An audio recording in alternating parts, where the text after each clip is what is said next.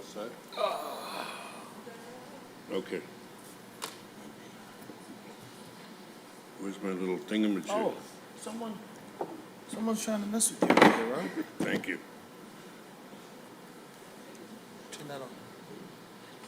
Turn it on. The meeting will come to order.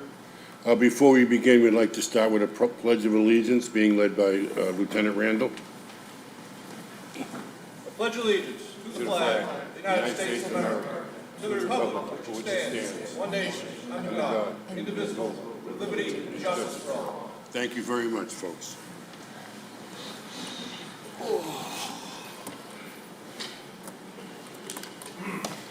The following matters will come before the License Commission today. This is our regularly scheduled meeting. The meeting is previously filed with the city clerk. The first item on the agenda would be the approval of minutes of June 26, 2024. I'd move to approve. I'd second that. Very good. The minutes are approved. The next item on the agenda are applications submitted for consideration. Item number 1, Dots Army, Griswold Park. Renee Griffin is the event manager. This is an application for a one-day malt wine, common victular, and entertainment license. This license is to be exercised at Griswold Park on Saturday, September 7th, 2024, from 11 a.m. to 4 p.m., with a rain date of Sunday, September 9th, 2024. The event is a cornhole tournament to benefit the Jimmy Fund. The expected attendance is 50 to 100. Is there anybody here from Dots Army? Would you step up to the podium, please, ma'am? And if you could just turn on the microphone and tell us your name and address for the record. Renee Griffin, 69 Lancaster Ave, Revere. Very good. And can you explain briefly what you'd like to do with this malt wine, common victular, and entertainment license? Sure, this is our 7th consecutive year running this tournament. This will be our fifth year at this exact location. Fourth year at this exact location. We've had the same liquor vendor, Bentwater, out of Lynn, with no incident. And we've raised almost $40,000 over the course of those years, so we'd like to keep it going. Very It's a good. great neighborhood event. Any issues in the past? No, No? none. Everyone's very well behaved. We all know why we're there. We're there to raise money. But the license does help people enjoy themselves and have them hang around a little longer and spend. And the alcohol dispensing, is that going to be dispensed the same way it's been done in the past? They've done it a couple different ways. Once they did the tap truck, but the last few years they've just brought cans on ice, ID'd, and then passed along a beverage, one per person. And is that what you're doing this year? Yes. It Very worked good. well, so we're going to stick with it. I beg your pardon? It worked very well, so we plan to stick with it. And the people from Bentwater are going to be the ones distributing the beer? Is that how that Correct. wo- Yep. Do you have any other questions? So you said you're giving cans? Yes, they bring cans. Okay. Correct. It's just more cost effective for them not to bring the tap truck. Okay. That's Are the we only reason why. recycling? Yes, they bring everything with them. And we dispose of all the trash in the park in their proper receptacles too. Commissioner, do you have any other questions? I don't. All right, we'll close this section of the hearing. Thank you. Thank Are there you. any proponents, or anybody that would like to speak on behalf of the cornhole tournament at Griswold Park? I don't see or hear anybody. We'll close that section of the hearing. Is there anybody opposed? Is there anybody opposed to the issuing of this license? See and hearing no one, we'll close that section. Would you like to discuss this further, or would you like to make a motion? I would like to make a motion to approve. And I'd second that motion. Very good. The application for a one-day malt, wine, common victular, and entertainment license for Dots Army for a cornhole tournament at Griswold Park, Saturday, September 7th, 2024, from 11 a.m. to 4 p.m., with a rain date Sunday, September 9th, 2024, is approved. Thank you very much. Item number 2, Joseph Leon Matola Post, 4524 of the VFW US Inc. This is a application for a one-day all-alcohol common victular and entertainment license. This license will be exercised in the parking lot at 61 Lucia Avenue on Saturday, August 3rd, 2024, from 1 p.m. to 10 p.m. The event is a summer block party to raise funds for the Tunnels to Towers Foundation. The expected attendance is 300. Is there someone here from Joseph Leon Matola Post? I don't see anyone. We'll table this for later in the meeting. Item number 3, New England Friends of Bosnia-Herzegovina. Azem Dervizovic, sorry if I mispronounced your name, sir, is the event manager. Yeah, this is an application for a one-day license for malt, wine, common victular, and entertainment. This license is to be exercised on the grounds of the Susan B. Anthony Middle School on Sunday, September 29th, 2024, from 1 p.m. to 7 p.m., with a rain date of Sunday, October 6th, 2024. The event will be a festival promoting the culture of Bosnia-Herzegovina with music, food, and games. The expected attendance is 500. And your name and address for the record, please, sir? My name is Azem Dervišević, and I'm event coordinator. Thank you very much, sir. Can you tell us what you'd like to do with this license? This will be our 9th festival. 7 of them we had in Cambridge, and last year we had in the same location. So everything went well. We had no problems. So we are presenting our culture through folk dance, singing, serving Bosnian traditional food. We have a bar that serves wine and beer and non-alcoholic. That's completely like a fence from the rest of the area. All IDs are checked. So this will be our second in the same place. Okay, very good. Can you explain to me how the alcohol service is going to be conducted? It is the bar area that is separated, and we also have a bar and 2 people who are checking IDs. So there's nobody can take the bottles. So basically everything is poured in the glass cups. Yeah. And is Mr. Sizik going to be in charge of that, or what's? I see you've included a safe serve certification for Yeah, him. that's the food. The food section the is a food? separate. Yes, so the food is a separate section because there's And who is going to be servicing the alcohol? We have the person who is a licensed bar. I don't know if it's put on the. It's the how they call bar. This is Axel. She's the president of the organization. Sorry. Yeah. Hello. Hi, how are you? Your name and address, please? My name is Excel Dervišević, and I live in Billerica, Mass. Okay, thank you. Can you speak on the distribution or the passing out the? Yes, we typically have a licensed bartender. In the past, it has been a woman named Mirsada, although we're still getting her to confirm her presence there. But we have 2 backup options as well. Okay, and is she tip certified? Yes. Very good. Do you have any questions for these folks? So you said you did this event last year in the same, Yes, same location. Yes. Any changes? No, everything will be the same. No issues. All set? Okay. Very good. Thank you very much, folks. We'll close this part of the hearing. Thank you. Are there any proponents? Is there anybody else that would like to speak on behalf of the New England Friends of Bosnia-Herzegovina?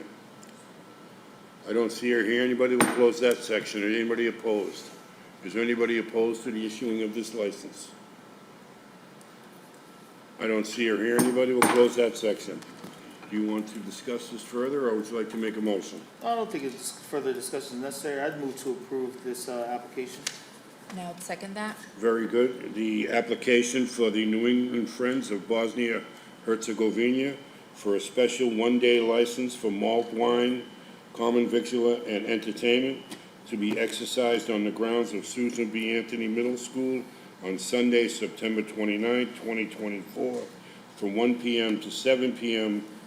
with a rain date of Sunday, October 6, 2024 is approved. Thank you very much, folks. Good luck with your event.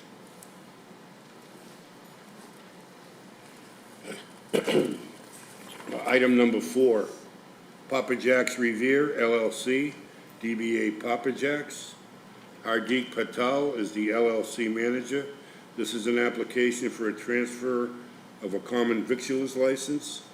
The application of Papa Jack Revere to change the license to be exercised at 327 Broadway from Barzja Inc. to Papa Jack Revere LLC. Is there someone here from Papa Jack's?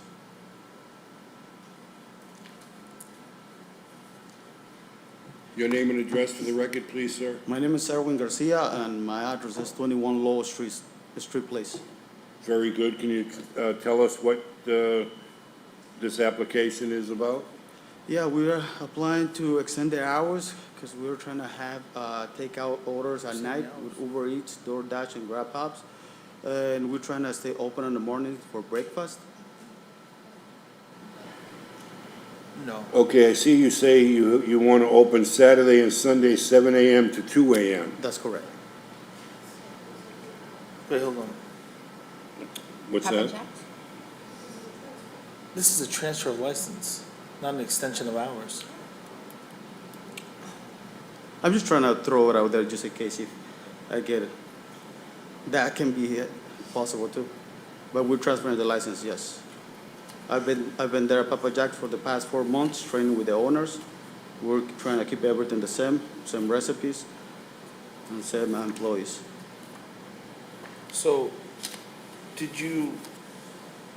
what are the current hours aren't 7 a.m. to, No, the current hours are from 11 a.m. to 10 p.m. Monday to Thursday. right. So you have an application before us for a transfer of common vicular license? Correct. But at the same time, you're also asking to extend the hours? That's correct. Is If there it's a possible. separate process? Is that all in the same application? Right. Right, so let's address the commissioner's first question. So what are your plans for the licenses? Let's talk about the extension hours second. What are your plans for the license? What do you plan to do operationally that's probably different than what the previous owners have done? We're gonna keep everything the same. Right. Same employees, same hours, same recipes. We just literally transfer the paperwork. We run the place as they used to do it. And what's your role? Because I don't see. I'm the manager. You're the what? I'm the manager. Okay. I have a Mr. Hardik Patel. Patel as the manager. Yes, I'm the person who assists him. I see. So are you the on-site manager? Yes, sir. I see.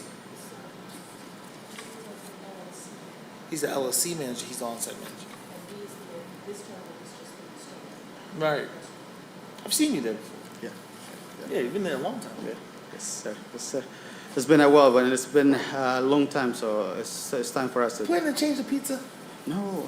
Pizza's good. Everybody loves the pizza, though. Pizza's really good. Yes, the sauce too. You gotta I've try. been going to Papa Jack's for many, over 15 years. I've been going there.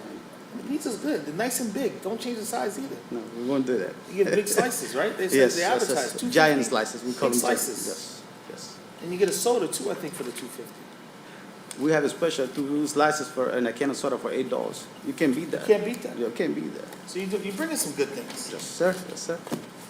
That's good. This is good. That's all I have. Do you have any other menu questions you want to talk about? Good, okay. Good. Satisfying. Very good. Thank you very much, sir. Okay, so we have, well, let's deal with the common victular license first. Is there, we'll close this section. Are there any proponents? Anybody that would like to speak on behalf of the transfer of this license? I don't see or hear anybody. Is there anybody opposed? Is there anybody that's opposed to the transfer of this common victuals license? I don't see or hear anybody. Do you want to discuss the transfer more? No, the transfer's fine. I would certainly move to approve the transfer of the license. Do you want to second that? I'll second that. Very good. The transfer of the common victuals license from Vazja Inc. to Papa Jack's Revere LLC is approved. Do you want to deal with the hours situation now? If Yes. it's possible, yes. I would like to address that too. Very good. I see that currently you're open till, on Sunday until 10, Monday, Tuesday, Wednesday until 10, and then Thursday through Saturday, you are open until 11. That's correct. Right now, we would like to see if it's possible for us to open a little bit late. No one is gonna be in premises after 11 p.m. It's gonna be only takeout orders. If you see around the town, there's not many restaurants at that time. And there's a lot of people who order at night. And people order through the online orders, so. So this is, you want to stay open just for takeout? Is Just for that, takeouts, that's correct. so you're not going to have customers coming No in? customers, no. After 11 p.m., it won't be customers in premises. So 11, oh no, so 7 a.m. to 11 with customers, and then Yes. 11 to 2. Any particular reason why you're limiting yourself to just takeout only at that time? It's gonna be complicated to have people around inside the store, so that means it implicates having more people working in the store, because someone has to control who's coming in and who's coming out. At that point, there's a lot of people who are very tipsy on the street, so we try to limit ourselves from that and just do takeouts. I mean, we don't get into whether they can let people in or not. I mean, that's not our No, concern. I mean, That's you your- know, that's your it would be operational. whether or not it's a public nuisance, or what do you think it's going to attract something that is going to be derogatory toward the area residents or the area itself? I mean, that would be the considerations I think that we would have to, But it's highly commercial area. It's right on Broadway. it is, and there is a couple residential properties behind one of the buildings not too far away from it, but it's still not, it's not in a residential area. So, I mean, that's, Well, I mean, I don't see the concern. okay, very good. Do you have any other questions about it? Okay, we'll close this section. If anybody that is, a proponent that wants to speak on behalf of Papa Jack's Revere LLC staying open till 2 in the morning. You don't see or hear anybody. Is there anybody opposed? Anybody opposed to Papa Jack staying open till 2 in the morning? Don't see or hear anybody? Do you want to discuss this further? I would move to approve the extension of hours till 2 a.m. Oh, actually, from 7 a.m. on Saturday and Sunday, 7 a.m. to 2 a.m. Now second that. Very good. The application for the increased hours is approved. So what this is going to shape out as is Monday, Tuesday, Wednesday, and Thursday, you're going to be open on, Yeah. Sunday to Saturday. oh, okay, Sunday to I Sunday. misread That's that, what I'm it is. You misread sorry. it. I misread I was it too. thinking that it was just on the weekends, but you want it throughout the week? Yes. Okay. Does that change anybody's? I'm fine with that. Yeah, I'm fine with that. Very good. So we'll continue on Sunday through Saturday from 7 a.m. to 2 a.m. And that's approved. Thank you very much. Thank you. Good luck. Thank you. I'll see you soon. Absolutely. I'll definitely be popping in there. Item number 5, Two Brothers Hospitality LLC, DBA Murray's Tavern, 118 Broadway. John Murray is the manager. This is an application for outdoor seating. The application for outdoor seating for an all-alcohol restaurant license on the sidewalk outside the restaurant. The requested outdoor seating is 56. The requested hours of outdoor seating are Sunday, 11 a.m. to 10 p.m., Monday through Saturday, 11 a.m. to 1 a.m. The requested hours of entertainment will be the same and consist of live vocal instrumental music not to exceed 3 pieces. Your name and address for the record, please. John sir. Murray, Murray's Tavern, 118 Broadway. Very good. Can you explain briefly what you'd like to do with this outdoor seating situation? Well, with this beautiful new patio that's been built down there, we want to have about, I think it's 56 seats we've applied for. We're going to have outside seating, some beautiful tables, some different high tops. We've got it all covered with some really nice shrubbery as an outline, as a barrier. And we're going to rope in between that and put some more shrubbery so it's really closed in, nice and tight, so people know that's a patio. We've got some clear exits and entrances on both sides. And eventually, we're going to hang some lights from the side of the building down, so it'll light up at night. But it's almost like the Edison lights. It's nothing too bright, so it won't interfere, I don't think, with the neighborhood. Certainly, some big street lights in that area also that are pretty bright. And we want to create a nice, beautiful food and beverage atmosphere for the folks of the town. And we think it's going to add something very nice to be able to sit outside on a beautiful patio right in the middle of the city, especially at the Gateway, where people are driving right in. They're going to see this beautiful patio. And we're going to continue with the same menu, you know, same alcohol service out there. And there'll be constant, you know, management presence on that outside patio because we know it's outside. And but with the reputation we've built there, we run a pretty tight, clean operation down there at Murray's Tavern. No nonsense. And we want to be a good neighbor. No, I've been to your place a few times. It is a well-run operation, I'll give you that. Thank you. The food's good. Thank you. Food's good too. Now, will you be having the entertainment outside, or how's that gonna work? We will. We'll have just small, like we do inside. We have usually one person will sit right in front of the side door, in the front door. There'll be 1 or 2 people max. There's no bands, there's no loud drums outside. It's acoustic background, just, you know, just like a good, like a music festival.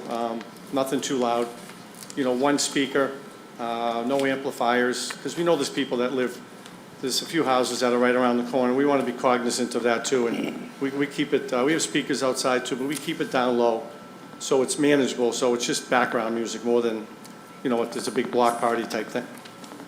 Yeah, that would be my only concern, is that there are neighbors right, you know, you are in a residential area there. Yeah, there's three or four houses just on the side of us, and there's one on the back, near the back patio, the little driveway. So we'll keep that music down, you know, as we get close to 11:30, 12 o'clock, that music will be down pretty low, if you know, not at all after 12. We did 12:30 only because 1 o'clock, because we found even lately, people just like to sit outside late. We have the 80-degree weather, and it's nice to be able to sit outside finally when it's not 97 too. Which is nice. I think I share the concern of the commissioner that the 1 a.m. Proposal or request is concerning given where you are.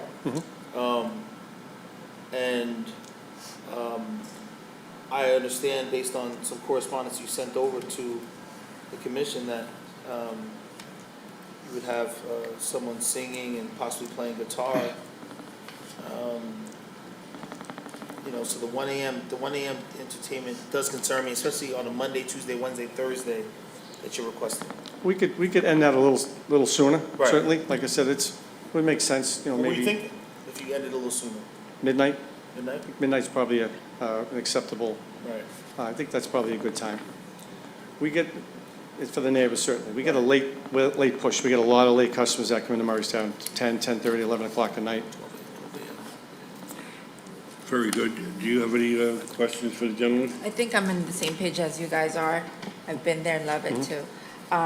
It's just the 1 a.m. that I'm also a little bit concerned about. We're just talking about the entertainment portion. Yeah, It's not yeah, obviously- 12 o'clock I think would be fine. And then everyone's winding down from then anyways and be on their way. I think midnight would be fine. So would you be acceptable with midnight? Is Yes, that- I would. Very good. Okay, we will close this part of the hearing. Are there any proponents, anybody that would like to speak on behalf of Murray's? What's that?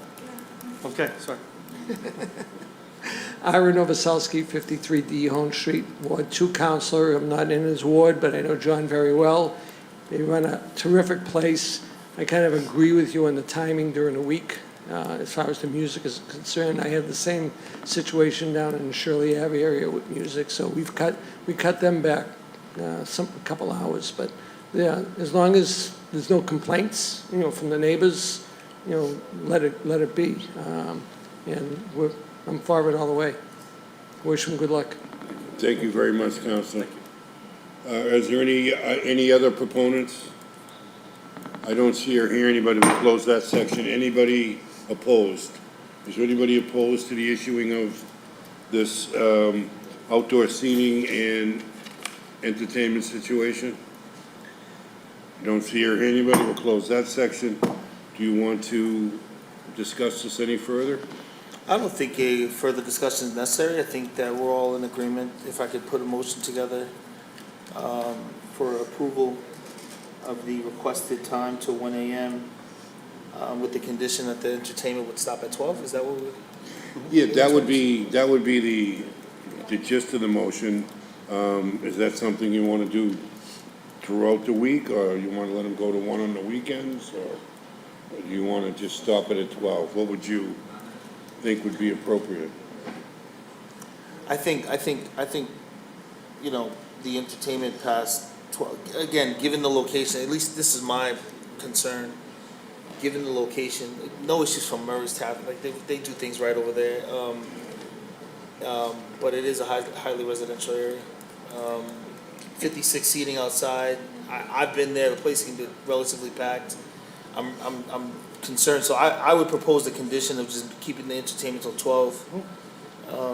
They can obviously hang out till 1. So then opening at 1 until 1 and entertainment Stay till open till 12. 1 a.m., the entertainment, he said he typically turns down the music anyway. Okay, so the motion would be, we would approve the outdoor seating for 56 at Murray's. We would have the outdoor seating to be occupied from 11 a.m. to 1 a.m. However, any entertainment would cease at midnight. And I would put that in the form of a motion. And I would second that motion. Very good. That motion is approved. Thank you. Thank you very much. Thank you, good luck. Thank you. Item number 6, Uno's Restaurant LLC, DBA Uno's Chicago Grill, 210 Squire Road. Amelia Corum is the manager. This is an application for a change of offices and directors. Is there someone from Uno's here? Hi, Jonathan Capola, 399 Squire Road. Thank you very much, sir. Can you tell us what this change of offices, what this does to Uno's? So I'm really not prepared. Could you read it to me again? Yes, so this is an application for a change of offices and directors. And that's basically what we have. I have some documentation which indicates that you're going to change the offices, that there's going to be no change in ownership or manager of record, and that just that the directors are going to change. So there has been a lot of changes in the company recently. I know that the management has stayed the same. I'm not. Very good. So this is at a corporate level, Yes. and do you work at Squire Road? Yes, I'm the assistant general manager. Thank you very much. And as far as you know, is this change going to have any effect on the operation of Uno's and what we will see as a customer? No, it will not. Very good. Do you have any questions for the gentleman? I don't. I don't. Very good. We'll close this section of the hearing. Thank you. Are there any proponents? Is there anybody that would like to speak on behalf of the change of directors for Uno's? We don't see or hear anybody. We'll close that section. Is there anybody opposed? Is there anybody opposed to the director change at Uno's Pizzeria and Grill? Don't see or hear anybody. Close that section. we want to discuss this further, or do you want to make a motion? Make a motion to approve. I'd second that motion. Very good. The motion is approved for a change of officers and directors at Uno Restaurants LLC, DBA Uno Chicago Grill. Thank you very much, sir. Thank you.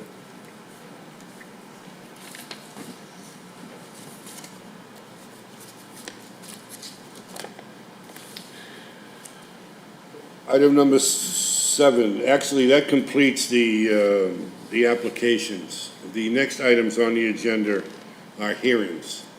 And item number 7 is Lupita Revere LLC, DBA Lupita's Restaurant, 111 Shirley Avenue. Erasimo Guevara is the manager. This is a hearing into continual disruptions of the public safety and order, brawls, service to intoxicated patrons, violations of license closing laws, violations of on-premise license laws, violation of entertainment license conditions. Your name and address for the record, please, sir. Erasmo Guevara. Good afternoon, members of the Board and Licensing Commission. Attorney Joe Francisi. I represent Mr. Guevara and the restaurant Lupita's on Shirley Avenue in Revere. Thank you. Thank you very much, gentlemen. So the reason why we're here is that we have had a series of complaints over several months. Some of them we have tried to address with you on previous occasions. I think you have received at least 2 letters from us regarding this, and one other one than this. This is the only one? I don't, we sent one in March, so this is the second letter. I'm sorry? You didn't get that letter? Can you just try to speak into the mic, because we are recording, when you get a chance. Thank you. So what I have here is I have several police reports and several complaints from neighbors and city officials complaining about the way the place is being run. That there are intoxicated individuals after hours, that there are people hanging around there causing disturbances, the music, just a series of events that have created a situation that the neighborhood is finding intolerable. So I guess at this point, you want to discuss this as far as what I the would like complaints are? to hear from, If the board, I have Sergeant Matthews from Revere Police Department, would like to give some testimony. Yeah, that'll be in regards great. to that. right. So my name is Sean Matthews. You have to speak to the mic, sorry. Sergeant. Although we can hear you. My name is Sean Matthews, badge number Sierra 76, representing the Patrol Division of the Revere Police Department. I've worked for Revere since about 2011-12, and I've worked the east side of the city, essentially that entire length of the time. In that length of time, I've never known a bar to cause as much problems as Lupita's. This person says he's the manager. I've never seen him before in my life. I'm in there 4 or 5 nights a week dealing with complaints, and every time I'm in there, I'm speaking to a different person who claims they're the manager. He's never been there. So maybe he's the daytime manager or the owner, but he's never there at night, which is when we deal with the complaints. A lot of the problems aren't their fault. Do you know what I mean? Like, if people are making noise outside Lupita's, that's not really Lupita's fault. The main problem with Lupita's is the noise of the music. It's licensed as a bar and restaurant. In my opinion, it's not a restaurant, it's a bar and nightclub. So you have a nightclub in a heavily residential area. It's not soundproofed like a nightclub. For example, if you go to the oceanfront ballrooms, the Squire, or any of the other nightclubs in the city, they have soundproofing. Lupita's doesn't have that. So the noise is simply incredible. So when I turn up there as a patrol supervisor, I have to deal with intoxicated patrons, angry staff, and furious residents. and it's Thursday, Friday, Saturday, and Sunday. The residents don't understand why I can't shut them down. The bar staff don't understand why I'm harassing them. The patrons don't understand why they can't stand outside and scream and shout and play music in their cars. So it's every week. Now, some of that's not Lapita's fault, but some of it is. No, I've asked them a couple of different occasions to turn the music down. They won't turn the music down. And legally, they don't have to do that. Legally, they have an entertainment license. The entertainment license is not linked to decibel level. So if they don't want to turn it down, there's nothing I can do. However, when it's 1:30 in the morning and you're in a heavily residential area surrounded by multifamilies, in the spirit of cooperation, I think it would be nice if you turned down your music. Well, I want to ask you about that, Sergeant, because your interaction, I'm just reading your report. How would you say is the level of cooperation? Because as a licensee, they have an obligation to cooperate with city officials. Do you feel like they're So- cooperating with you when you interact with the head of security or the manager? So the head of security is awesome. He's a very nice person, and the security staff there work very, very hard, very hard. And any time I've asked them to do something, they've definitely done it. However, they're not in charge of the bar, they're in charge of security. Like this gentleman says, I've never seen him before in my life, so when is he the manager? Okay, so, Excuse me, sir. so Speaking to them. I wasn't working Sunday, so I'm not sure how he said hello to me on Sunday. I wasn't working. So, Right. Would you say that over-service of the patrons is a problem?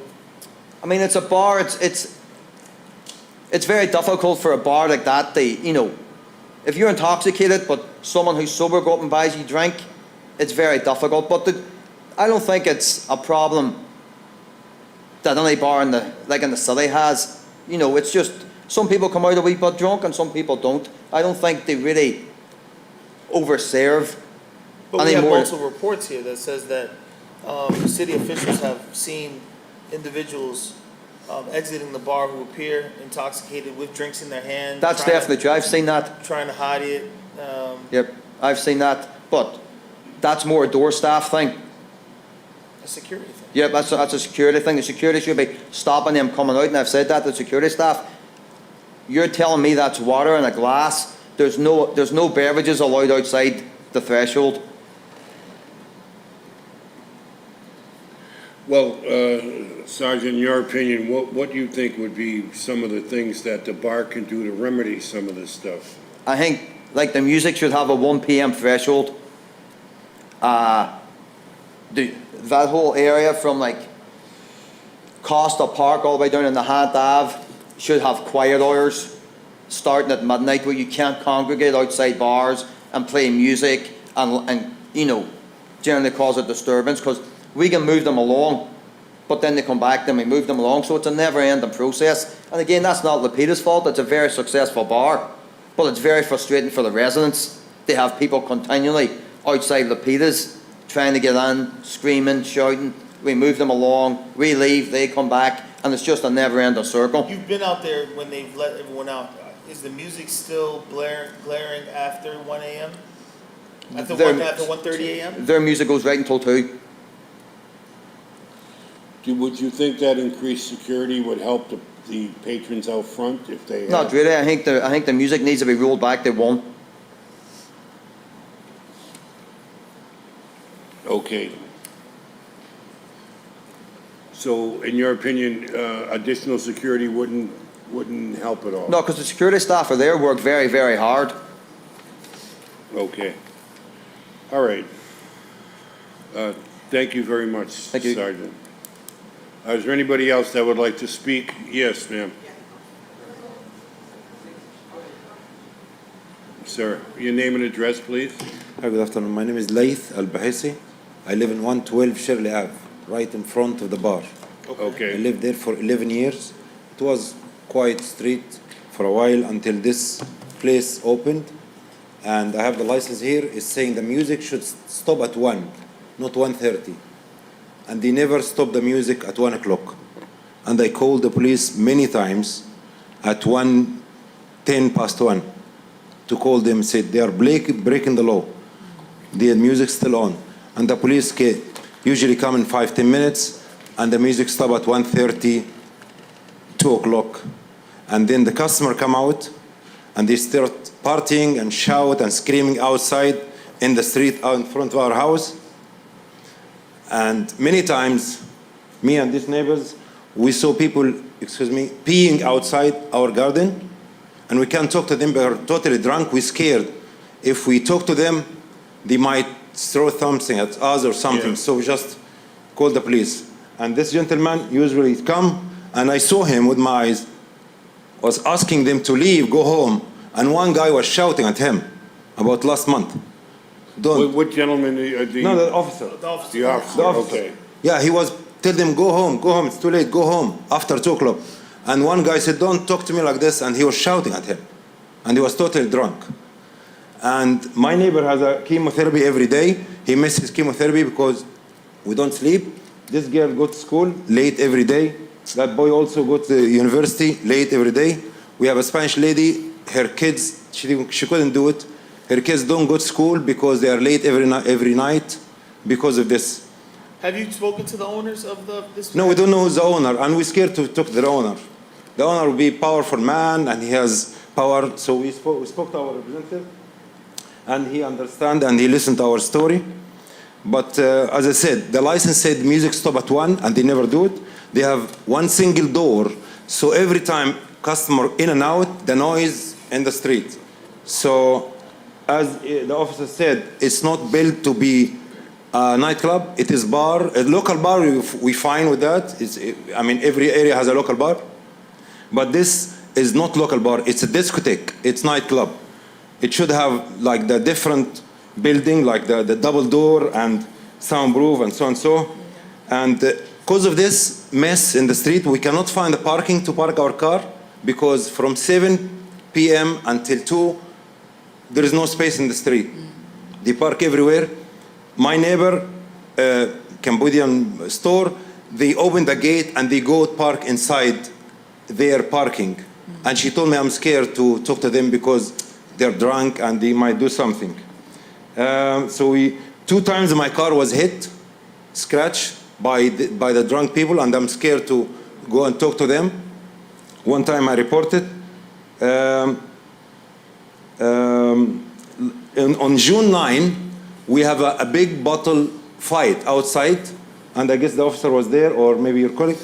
Women throwing bottle of beer outside in the street, so they can hide the beer and come out in the street. And 2 ladies were fighting in Spanish. I couldn't understand, but it was reported by the police on June 9. I tried to get the police report. I went to the Rivera, and they said no, but the city hall have access to it. We took many times video of them. I sent it to Mrs. Maggie, and about 2:30, about 1:30, the music loud and fight and people. And the police, every time we call them, they come. Sometimes we feel guilty to call the 911 every night. Every night we call 911. I feel embarrassed to call them. But they come, and like 6, 7 officers, they cannot control the people because there are too many people dancing and shouting outside. And again, I agree with the officer. The security, they're good. But the guy cannot push them to go home. Say, come on, go home, but they don't go home. Again, I just remember that the license said music stop at 1. It never stopped at 1. Never, never. Even last night, never stopped at 1. The music never stopped at 1. And when they stop at 2 and the customer come out, they stay in the street for at least 30, 45 minutes before they decide to go home. And we are really suffering. It's not safe. We don't feel safe in the area. It's like downtown, like Chinatown, the discotheque area or the nightclub area. It shouldn't be like this, you know. That's my. Thank you. Thank you so much. Yeah. State your name and the address. Yes. Hi, my name is Samira Buzagu. I live in 112 Shirley Avenue, apartment number 3. I'm a mom, and I care about my kids.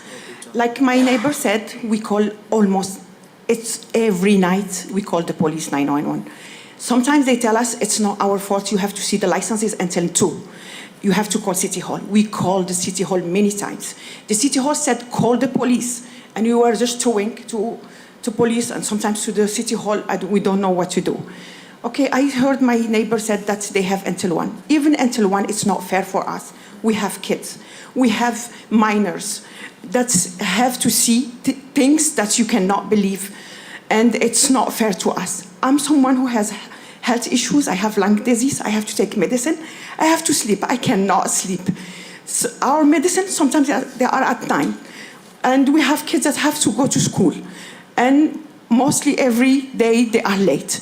And we keep calling, and we see that we have no help. And my husband has cancer. He has to do radiotherapy. And I understand, ma'am. yeah, it's too much. We feel like we are left out, that nobody cares about us. And thank you. Thank you.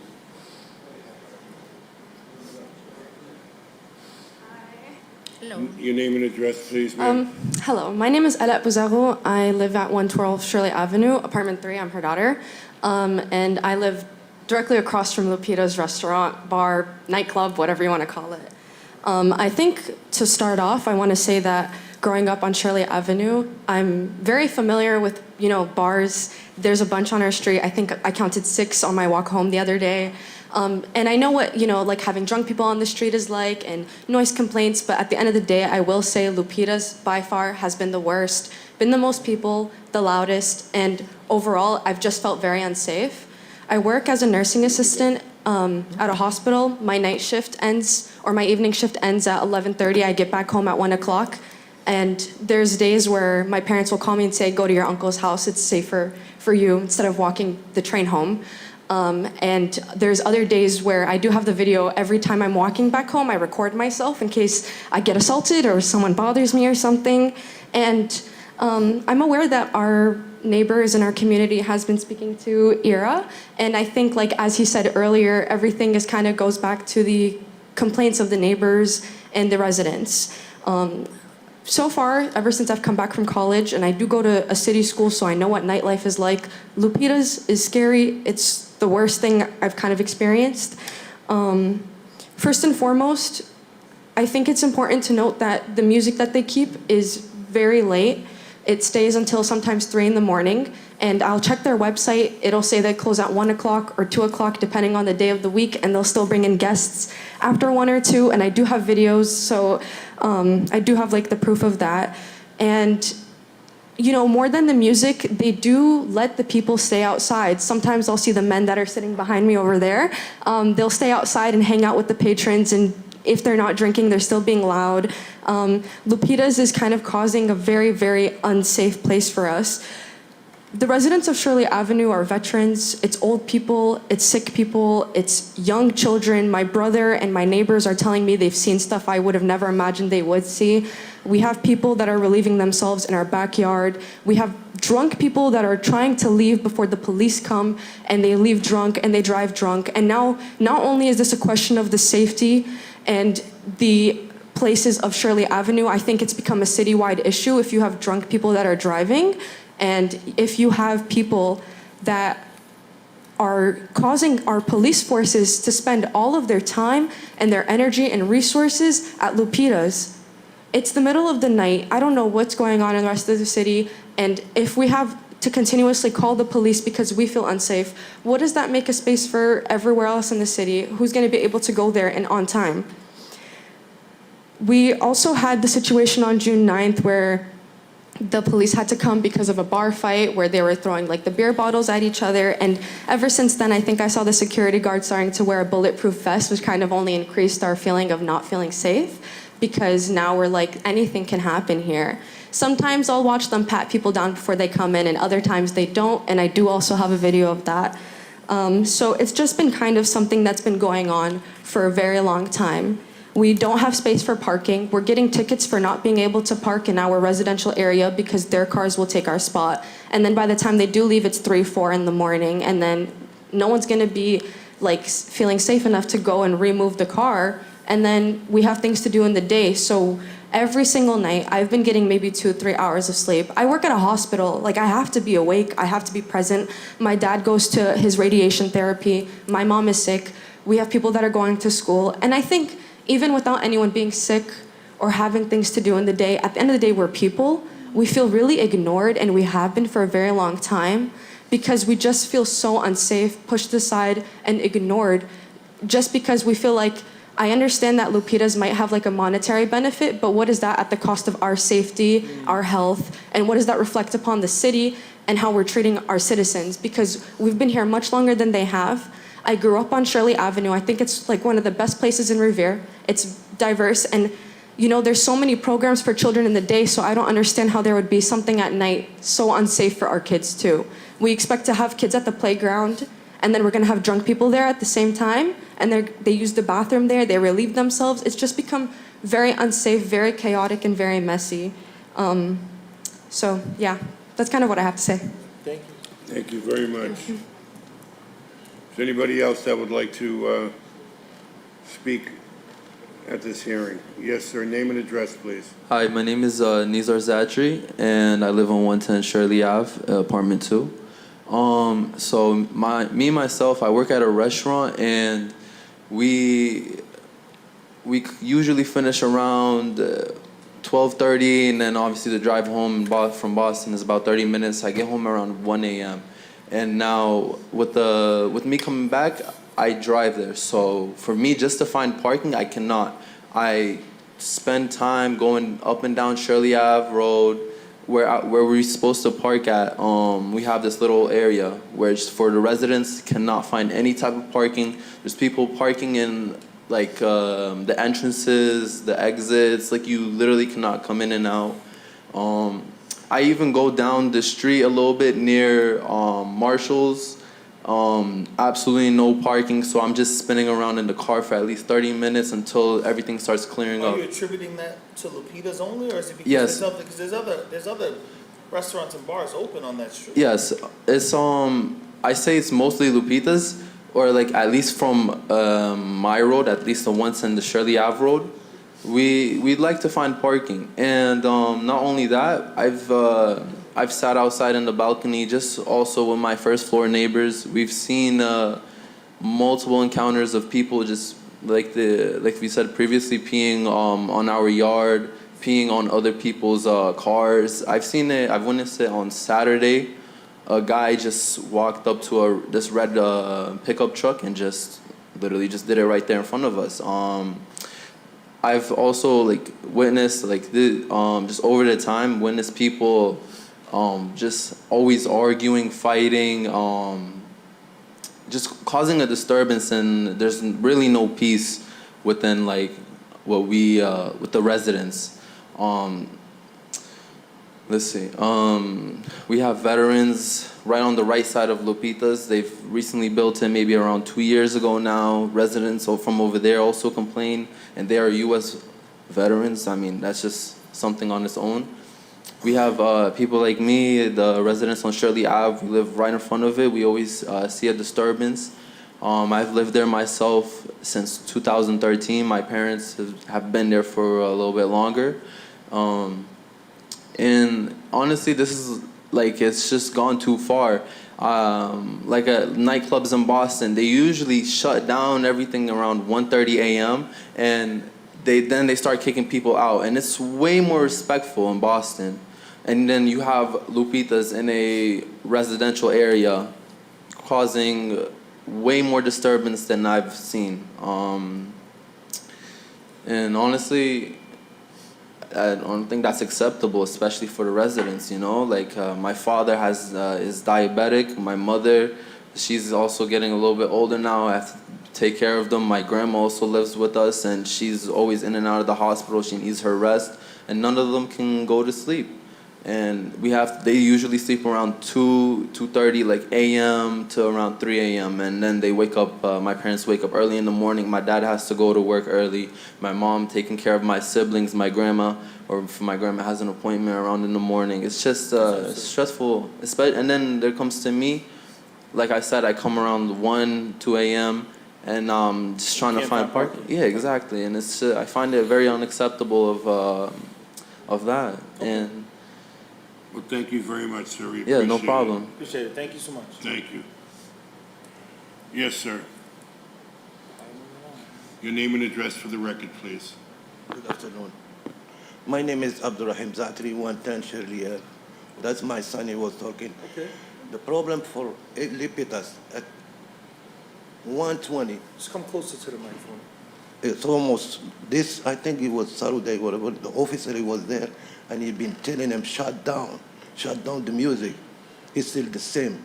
I think when he was the games for the soccer, Sunday. yeah, the officer who was there, he's doing good job. But we don't need to be calling him every minute because there is something more important to calling about a bar, a nightclub, a lot of noise at the night. Plus, we didn't pay back the building for the veteran that he sacrificed for life for our country. We distribute them both. This is no respect for him. Because that noise, he never stopped. He never stopped. The solution, we need to find out how he's gonna shut off the music, whatever at 11 o'clock, no more music. We can take it 11, but he go until 2 o'clock, 2:30. The Saturday was almost like Sunday with the games, almost over 2:30 in the morning, and the officer who was there. Said till 2:30 in the morning? Almost at 2:30, and he was there. Well, he wasn't there Sunday, because he just said he wasn't there Sunday. No, he was there. I don't know the day because he was kicking the people out. I see.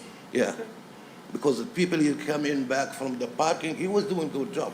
And the back, the Lepitas, this is a parking, and he been stopping the line to let those people in the parking to go. But I don't remember it was Saturday or Sunday or the day it was the games. But the problem for Lopitas is the noise. He never stopped. Okay. It's a lot. It's over 50 mega. Because I check it online, he's supposed to be like less than 50. He go over 70. Because I check it online and I find out the music for the nightclub, that's the music is be low. Like 11, if it's gonna close by 11 o'clock, he shut off the music by 10:30. No more, no music. People can sit down, drink, no problem. And thank you. Okay. Thank you. Thank you very much. Thank you. Is there anybody else that would like to say anything here? Yes, Counselor.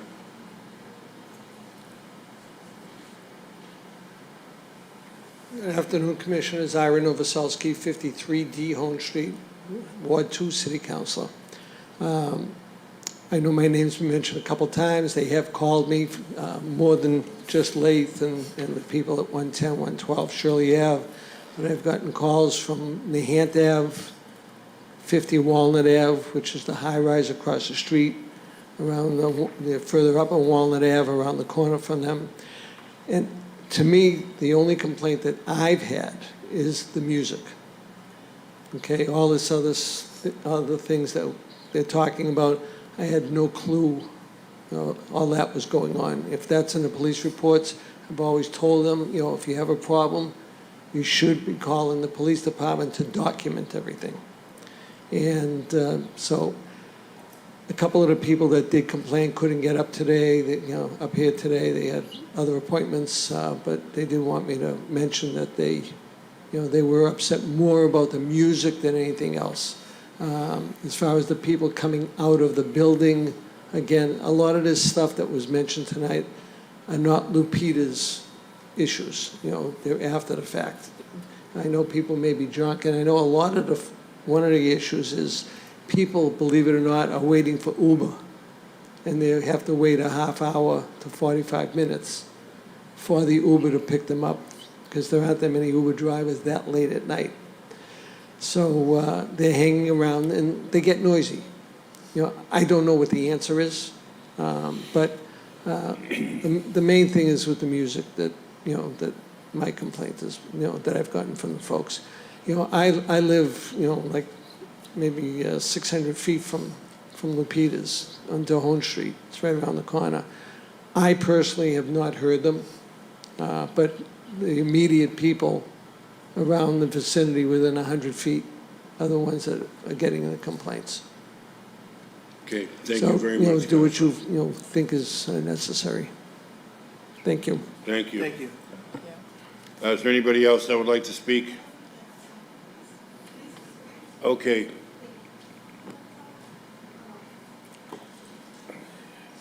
You have to press the mic. Just press the button on the microphone? Yes, thank you. Thank you. I have just a question. The place where we live, in my opinion, doesn't have to have a nightclub, but if you go online, it said it's a nightclub. We used to go to a restaurant that has bars. We can eat. People are quiet, nice. They eat and they drink, and we say hi to each other. But here, it's another story. If you go online, it said nightclub. That's my question. What is your question exactly? Can we have a nightclub in a place like that there is reticence? I know nightclubs. There is a lot. There is one near Wonderland, but there is no people. There is just the train, and they can go and dance and have fun. It's their right. But in a place like our place, we don't supposed to have a nightclub. Okay. And I think after 11 in a place that has residents and kids and elderly, music is not. I think any one of you or any person in here, they want to go at night to sleep. Not, okay, I know that people are paying to come and dance. It's their right, but it's our right to sleep and rest. Thank you. Thank you very much. Can I add something? Hello, sorry, is it okay if I add something? I was, Sure. just because of what Councilmember Ira was kind of talking about his, what he's been hearing about the complaints. I think it's important to note that prior to June 9th, there was no written complaint about what was happening at Lupita's because June 9th of 2023? of 2024. At least for when we've been calling about the complaints for the noises and stuff, when we spoke to an officer after the big bar fight happened, we were told verbatim that there was never any kind of report filed prior to that night, and that this night they were going to start because now things are getting like serious. So what's your question for us? I guess I just wanted to kind of clarify again on our end, because he was saying that our main complaint, or the one that he was hearing, was noise. And for us, we're witnessing a bunch of other stuff that aren't just the noise. Like, yes, the noise is a big thing, but there's so many other things that we mentioned before. So I just kind of wanted to restate that. Well, just so you know, we do have complaints dating back to April, and so there have been complaints prior to We have over 15 June. complaints. So they go back, Of 2024? I mean, yes. Okay. just in 2024. Yeah, but I think he was saying that they haven't been doing them like consistently every single night that we've been calling, which I guess plays a role in like not being able to hear all the complaints that we had if they weren't always being filed. That's all I wanted to say. Okay, thank you. I think we Thank got the you. message. Yeah, we Thank got it. you. Thank you. Yes, Counselor. Mr. Chairman, just two things. I did speak to the manager, who is actually the owner of the place, last week, actually. And he tells me there is parking in the back for people if they want to use it. And I told him about the noise. That was my main thing. And he tells me that he is in the process of soundproofing the whole front of the building. I said, well, right now, it's not soundproofed. So the noise is still happening. Okay. So, they do plan on doing decibel levels when they open the doors and all that kind of stuff, I'm so. sure they're planning to make a Well, statement. Yeah. excuse me one second, Yeah. but Counselor, refresh my memory. When they first came here, wasn't it a restaurant? Yes, And there was never any mention of it becoming a nightclub that I can remember. no. See, what So, happened is, in your opinion, has the usage of that property changed since? it's increased, and one of the things is when they came in for the additional music and karaoke and bands and you folks approved those things, that's when things started to, increase. Okay. Thank you very So, much, Counselor. thank you. You have heard from the neighborhood. And so I guess You gotta turn on the mic. what is your position here? Thank you. First of all, we appreciate and respect that the neighbors come in, and they made some very valid complaints about the neighborhood, about parking and about noise and bars. And as the sergeant had mentioned, we're only one bar in that area, okay? we're not to blame for all the parking issues and problems that the city of Revere and the Commonwealth of Massachusetts has, okay? Right. And I'm sure they understand that. And there are other bars and restaurants in the area, and there are people there. No disrespect to the homeowners and the neighbors, because they're trying to live their lives, and we understand and appreciate that. One of the issues, I've been on this case for 2 weeks, and one of the issues that I've been speaking with Mr. Guevara about is, number one, full compliance with any regulations regarding the music is shut off at 1:30. Two, lowering the decibels. I talked to the sergeant about that. He said that's one of the major issues, lowering the decibels. Three, my client went out and got an estimate, okay, from a MSC Corp regarding insulating his restaurant, okay, where they'll be able to insulate it and absorb, almost like Massport, absorb the sound coming out to be a good neighbor. And again, what's under our control is the security, which the sergeant said is good, continuing not to allow intoxicated patrons into the bar, continuing to make sure that everyone's out, and I think the police officer mentioned clearing the bar and establishment, you know, before 2 a.m., okay? We live in a multicultural society, and we allow liquor to be served. We allow to have restaurants and entertainment, okay? We have to coexist. We have to be good neighbors, and we understand that. This gentleman has owned Lupita's Restaurant for about 1.5 years. He also owns, the family owns Lupita Bakery for about 15, 16 years on Shirley Ave. And they were in Shirley Ave, okay, during the transformation, okay? And I, as a resident of the area, I know the transformation, and it continues to improve and become a wonderful area to live and work, and we want to continue that. Can I show the board the estimate regarding the installation? Sure. Can I approach? Yeah, okay. Thank you. Must be a lot of money. Jesus.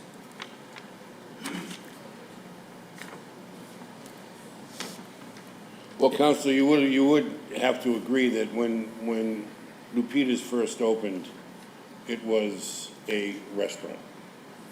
And everybody was fine with it being a restaurant. Now it seems as if it is a nightclub.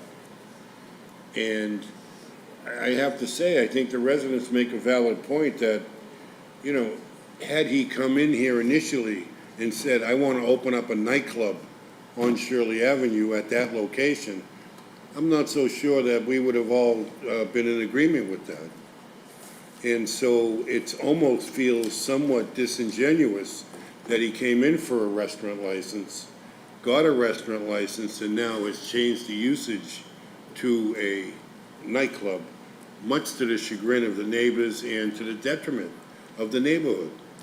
So I don't know, you know, what we can do about that, but, you know, a rollback of hours, a rollback of the entertainment license, but clearly the neighborhood is in distress, and a lot of the distress seems to be coming from Lupita's. And again, we're here to communicate and cooperate, which I've done in the past and with other individuals and license holders. I've reached out to Ms. Haney regarding the police reports. I've been talking to my client about that. I think we have a plan going forward, okay, in order to insulate, lower the decibels, okay, communicate and cooperate. The sergeant, I've all introduced myself. I know Councilor Novoletski. I'll speak with the neighbors at any time, and again, trying to be a good neighbor. But again, this is a small business run by him and his family. They come here in good faith. They want to do the right thing. They don't want to become an issue or a problem. And again, what's under our control. I know the frustration about parking and other people in bars and restaurants, but again, our little corner, our little slice of Revere, which is Lupita's Restaurant, will be conducted in full compliance with the ordinance and regulations of the city of Revere and the Commonwealth of Massachusetts. That's what I can promise, and maybe come back here in 30 days and show the improvement. Counsel, I want to ask you, has your client made any attempts to speak to any of his neighbors in the past 8 months since all of these complaints have arose? You know, we can't control what happened in the past. All I can say is that once this hearing is concluded, I would like to speak with the neighbors outside and talk and discuss issues and have sort of like a good neighborship partnership. And again, utmost respect for these individuals. They're taking time off to come here, and it's their home, and we have to coexist. Well, I'll be honest with you. I mean, just from my vantage point, sitting here listening to the neighbors, and, you know, respectfully to you, counsel, I certainly credit your argument, and I certainly Thank you. can appreciate what you're doing here. But from my vantage point, I'll be honest with you, your client doesn't seem very sympathetic to the complaints he's hearing today. I'm watching his mannerisms. Doesn't sound like, he looks like he doesn't really give a F, excuse my language. And I'm very concerned. You know, just over the past 7 to 8 months, this restaurant has garnered over 13 complaints, at least that's recorded. From my understanding from the young lady's representation, they essentially call every night that it's open. I'm not getting the sense, again, I credit your representation, I'm not getting the sense from your client at all that this is something that he's terribly concerned about. And for me, I know that usually when folks come in with entertainment licenses, we actually just dealt with this at the last meeting. I tend to take the position that, look, we're all about businesses thriving and making the most amount of money, and you know, I rather let's let them stay open till 2 and take the approach like if something happens, then we'll address it then, as opposed to saying, you know, let's take this preventative measure and restrict this business's ability to, you know, make the most money they can and be a good business in the community and provide a service to the community. And, you know, so, but it seems to me that that approach with this restaurant was wrong. I think that, you know, it should have been a situation where let's see how they operate for the first year or whatever, 6 months, and see if there's, and then if they want an extension of hours from there, then change it. But I'm not terribly impressed with what I've heard from your side here, and I'm very concerned. And I think I have to credit the neighborhood from the 7 individuals that live in this community that's been experiencing this issue, including Sergeant Matthews, who deals with this nightly, that something needs to change, and needs to change today. So that's my position. Very good. Do you have any questions or concerns that you want to have addressed? Well, I think that Lupita's is a successful business. Congratulations on that, right? But I don't think that that it's following all the rules that it should. And that's where the problem is, you know? As a community, I do here, I feel for the residents. I'm a mother, I'm a neighbor. And I just feel that you could absolutely, you know, run your business, but it's not being done properly. So we absolutely need to make some changes today.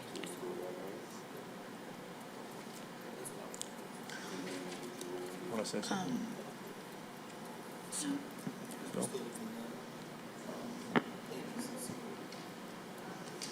Yes, well, that's what that was. No. So, here's what I think. I'd like to propose a motion to roll back the hours of this restaurant. If it, you know, the intended purpose here, the license was given to this restaurant to operate as a restaurant, and from what I'm hearing, it seems to be encroaching on an area that would put them in a class of a nightclub. So I think to allow them to continue to conduct their business as a restaurant, I would propose rolling their hours back to 12 o'clock. The restaurant closes at 12. I would also propose rolling back the entertainment to 11:30. That all the entertainment needs to be shut off by 11:30. And then, of course, this is not something that needs to happen indefinitely or into perpetuity. They can certainly come back and request a change, provided that we don't get multiple calls nightly and patrons coming in here complaining. That's my proposal. You know, I'm very concerned about it, and frankly, based on what I've seen from the management from Lupita's here at the, you know, I'm not prepared to do anything else. So that's my position. I'm one of 3, and that's what I would propose. Put that in the form of a motion? That's my motion. I'd move to roll it back to 12 a.m. Restaurant closes, and I would also ask for the entertainment license to be rolled back to 11:30. And I'm going to second that. Very good. It seems to be unanimous of the board that what we're going to do here is roll the hours back. And if a time goes by and it appears that, you know, you're being compliant with this set of circumstances, maybe we can take steps to start restoring stuff. But the way it stands now, we're going to roll back your hours of operation on your license to midnight. And then we want the music stopped at 11:30. Well, I'd like to, ask the commission, again, this is a gentleman that owns a business and establishment, and this is his livelihood. So I would suggest maybe that one of the conditions be that maybe this is for like a 90 or 120-day period where we can schedule something now, and then you want us to show you, not tell us, show us what we're doing to ameliorate and rectify these issues. I think so it seems like our motion carried, so that's what it's gonna be going forward. I would like, if you wanted to come back to request an extension of hours or to change the entertainment license and the hours, you apply for it, and the first thing that we're gonna do on our end is talk to Lieutenant Randall here and pull the logs and see if we got any complaints over however long it takes for you to do that, and it's something that can easily be put right back to where it is, provided there's no disturbances in the community, provided that there's no complaints. And I also want to remind your client, Counsel, I would ask that you would remind your client that it's imperative that when city officials, well, albeit the police officers, whether it's Mike Wells from the Department of Health or myself as a commissioner or any of the commissioners, if we show up at your business, I think it's so important that we get a level of cooperation, not necessarily just from the security, but also from the management. And as the gentleman said here, he said he's never seen the owner there. And again, he's not required to necessarily be on site as long as he has an on-site manager. But that on-site manager needs to be known, needs to be disclosed. We need to know who that person is. And if there is a problem that arises, that, especially Sergeant Matthews, who seems to be one of the ones who frequents there, that he knows exactly who he needs to talk to. It's nice that he has a great rapport of security. I think that's important, especially when you're dealing with the police.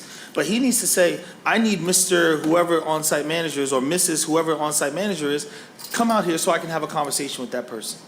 And I think that's important, that your client understands that as part of him holding his license, that he has an obligation to cooperate with city officials. Absolutely. Yes, sir. Say it, please. Okay, let me just say by stating thank you and everything, But at the end of the day, we all have personal issues in life. I'm a single dad of 2 girls. I wake up at 5:30 every day. Every day. I get home late. I had a heart attack 4 years ago. I suffer from diabetes. I got high blood pressure. I got a kidney surgery last November. Everybody who was blaming me for this, there's 4 other places there. There's 4 other establishments, including one establishment that says nightclub.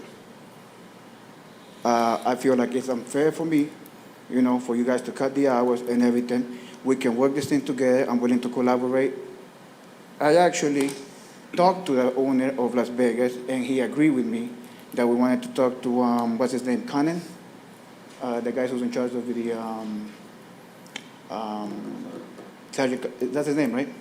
So we wanted to come and accomplices with the owner of Las Vegas, whose name is Don Raul, we split the fares so we can have an officer there on the weekends, and he agreed to do that with me. So I'm collaborating as much as I can. And about the neighbors, I'm sorry about what happened and everything, but no neighbor has come to my restaurant and looked for me, or talked to me, or my bakery, or everything else. So I don't know when they say that I'm a powerful man, I'm a scary man. No. Like I said, I have a busy life myself. I'm a single dad of 2 girls who has full custody of them. I talked to Maggie about this. Maggie knows my story since we started opening, because, I talk to her, she listens to me. And like I said, I'm willing to collaborate with every circumstance that we have, and I feel like it's unfair for you guys to cut the hours of my establishment. I mean, if you guys do, it's the law. I comply with that too, at the end of the day. But like I said, we are working as much as we can. We already have a statement for the soundproofing and everything. And about the volume, we can work on that. Like you said, give us another 30 days, 90 days, we'll be back here, see what happens, if you guys have any more complaints, and, we'll go from that. There's no way of you cutting me the hours right away. I'm not the issue. Maybe everybody else is blaming on me, but it's 5 other establishments that have liquor license. I understand that, but however, there have been complaints about your music. I understand that. And it's been brought to your attention, and you have not done anything about it. And so this is the end result of that. If you have a situation and people are saying, hey, please, turn down the music, turn down the music. The officer was here, he asked you, turn down the music. It never happened. They said they don't have to. So this is the end result of that, and I'm sorry. No one wants to hurt you or hurt your business or hurt your family, but there are bigger considerations, and the neighborhood is a major consideration. If someone brings something to your attention as a manager, it's incumbent on you to deal with that. And if you don't deal with that, someone's gonna deal with it, and it may not be dealt with the way you like. And that's what's happened here. So if you wanna go over a period of time, let a month go by, another month go by, and if you wanna come back before the commission and see if we can address some of this stuff, I'm all for it. I'm all for it. But this is what happened because, and I'm gonna be perfectly frank, you failed to address this situation before it got here. And once it got here, you left it to us to address.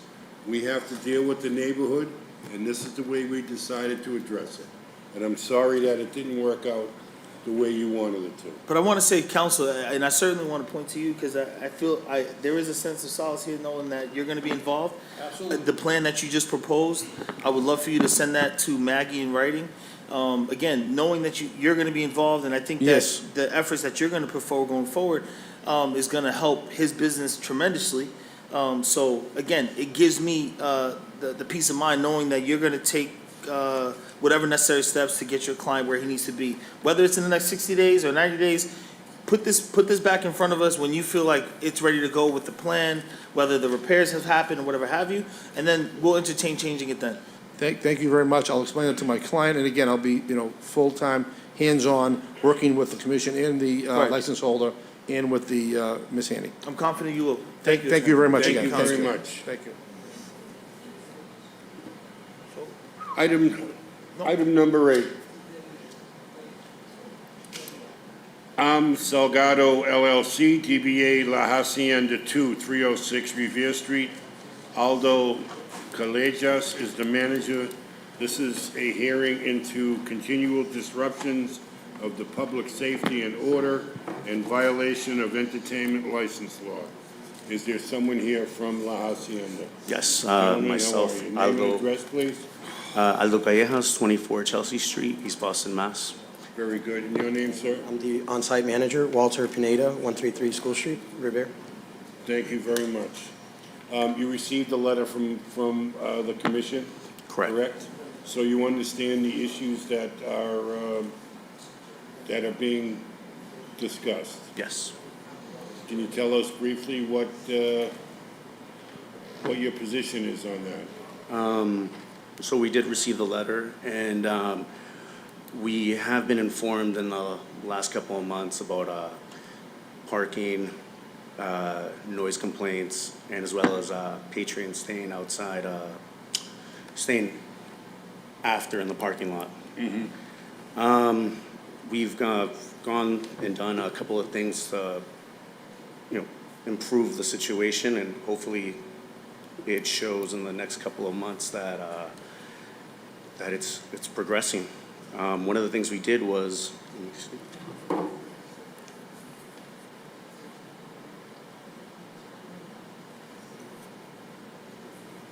Can I go over and show you the stuff? Sure. Sure. Nobody books it out of there, and then within the windows, that's how it is from the outside. Okay. And then that's from one of the other ones. You have the windows on the side, and then inside of them is that there's about Oh, so you soundproof? Trying to soundproof it? Yeah, so Okay. but that process itself took like about 4 months to try to get in because they're specialized windows. Okay. But yeah, and it's entertainment for, we only have it for not like every day of Are the week, these, so. and this is there That's the any, outside. is there any windows on the side, like where like where, typically you guys have like a mariachi band? That's one of them. That's, is that one of the windows? On the side of the Okay, mariachi. that's what I'm looking at. Yeah, yes. Do you guys have the mariachi band every night? No, What night? just Thursdays we have, they switch. Thursday? Every other Thursday, it's How not long do every, they typically play? 8 to 11. 8 till 11. Mm-hmm. I must admit, the food, amazing. These Boston locations, great. Reviews, good too. I sat in the Turn it restaurant on. several times and ate. The mariachi band is loud inside. I mean, you know, and again, it's a cultural thing. So it's no Yeah. knock on the culture. You know, the folks that enjoy that enjoy it. Obviously, me for one, it's not my necessarily cup of tea, and it didn't stop me from coming in several times. You know, tacos are great. Yeah, I love the food. Mariachi band is really loud. You know, and I know that there's been several complaints about that noise obviously protruding outside of the restaurant. In addition to the other things that you guys got going on, which I'm gonna get into in a second. So, again, the mariachi band only comes in on Thursdays? Every other. It's Every not- other Thursday? Yeah. And when did you have those windows put in? June 22nd, Saturday Okay, morning. so you just. It was Order them. it was like a 4-month process to get them customized. And then, so you stay open till 2 a.m.? Yes. And so you have some form of entertainment that goes We, until we have a DJ that comes in at 11 and ends at 1:15. 1:15? And what Which time do is- people typically start exiting? So we turn the lights on at 1:15, music, it lowered down while 1:15 is last call. By 1:30, everybody starts getting pushed What do you out. do for security? He's We actually here. We actually do have our security, Oh, okay. head of our security. Is it one individual? And he obviously. gave him It a floor. started off with one. Uh-huh. It's been a learning process. You know, Okay. the restaurant started off slow and then it just kept picking up. Right. And then now that summer's around, we realize we need a second security guard outside in the parking lot, moving people along. That's what I was getting at. Making sure that they're, not staying after, they're not playing their music loud. And So- when did you start doing that? Putting a second security guard outside? Beginning of July. Because I know that you have a parking attendant that usually sits We- across the street. Yes. Young kid. Yeah. He doesn't really do much. He No, just it's kind of not- stands It's there. not him. It's just him, it's just to move the traffic along. So I see. we don't have people parking in front of the store, so we're trying to take up. But you have actual security guard, which I'm sure you can comment. This is Alex, and he'll tell you a little bit Okay. about what he does. My name is Alex Dume, 73 Mount Outer Road, Boston, Mass. So when me and my colleagues, we spoke about the security, I know how we were getting that type of crowd and coming in. We make sure we double up, taking care of the parking lot situation, of course, the noise complaint,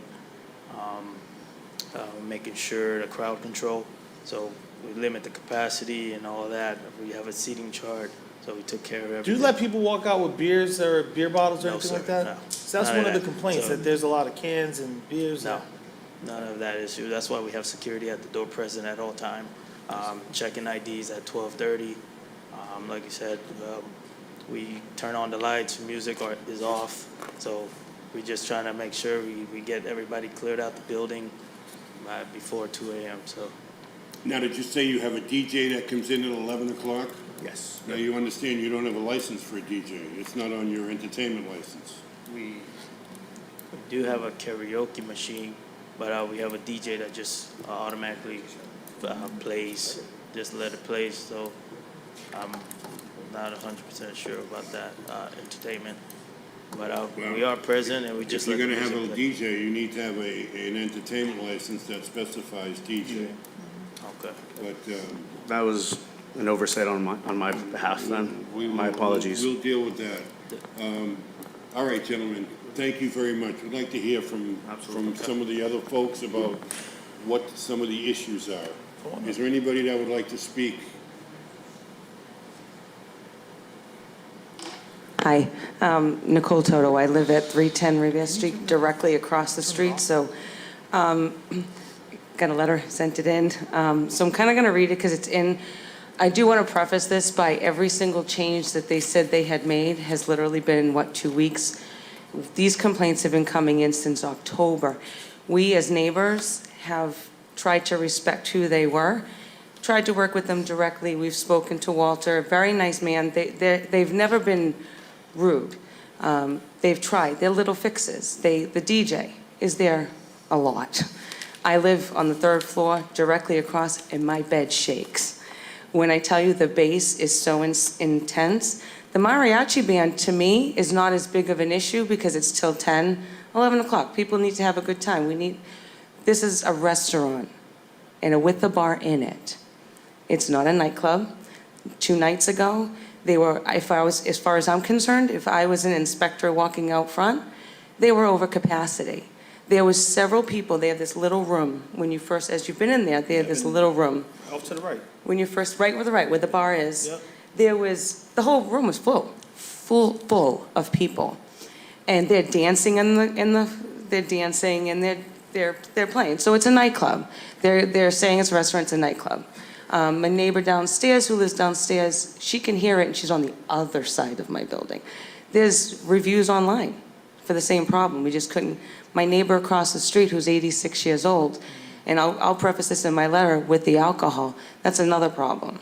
So with the DJ, I'm gonna read this just so I can kind of go over it.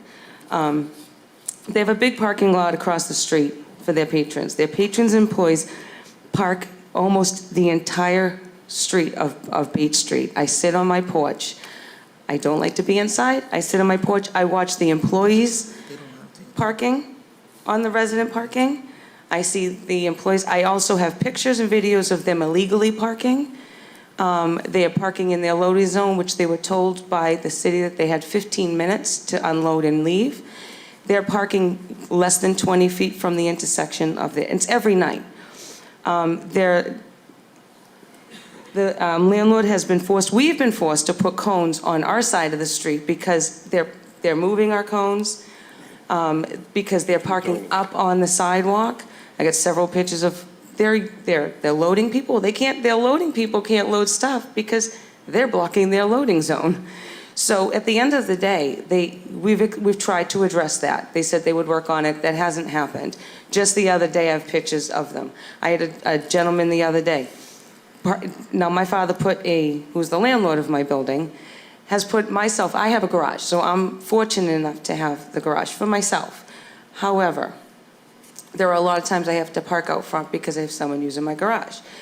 Guy parks, now again, this is not their personal fault, but he comes out, says, I'm going inside, I'll be out after. I said, excuse me, but you can't park there. There's a parking spot right there. I park, right there. Well, I have to go urinate. And I go, okay, fine. Move the car. And he did, screamed a couple profanities. I've been yelled and screamed at a few times from asking them to be removed. So they have a parking lot across the street. I know for a fact they've been asked. There's so many other parking lots that they can work with and have valet. This is a heavily dense residential area. There are no bars. The closest is Billy T's down the street. They're quiet. They are in a spot where you've got a building here, a young boy behind them. I've got an 86-year-old man who's defecating in his yard. The fights, I have videos of fist fights in their parking lot. Now, this is new with the guard, and he has done a decent job of doing that. So I'm not gonna discredit that part. It's Friday night. I get it, but their license is Monday through Sunday till 2 a.m. There is no need for a 2 a.m. And no, they do not leave at 1. I know my share of what an alcoholic is. So I know what they're doing. I see them. They're coming in intoxicated. They come in, they're serving.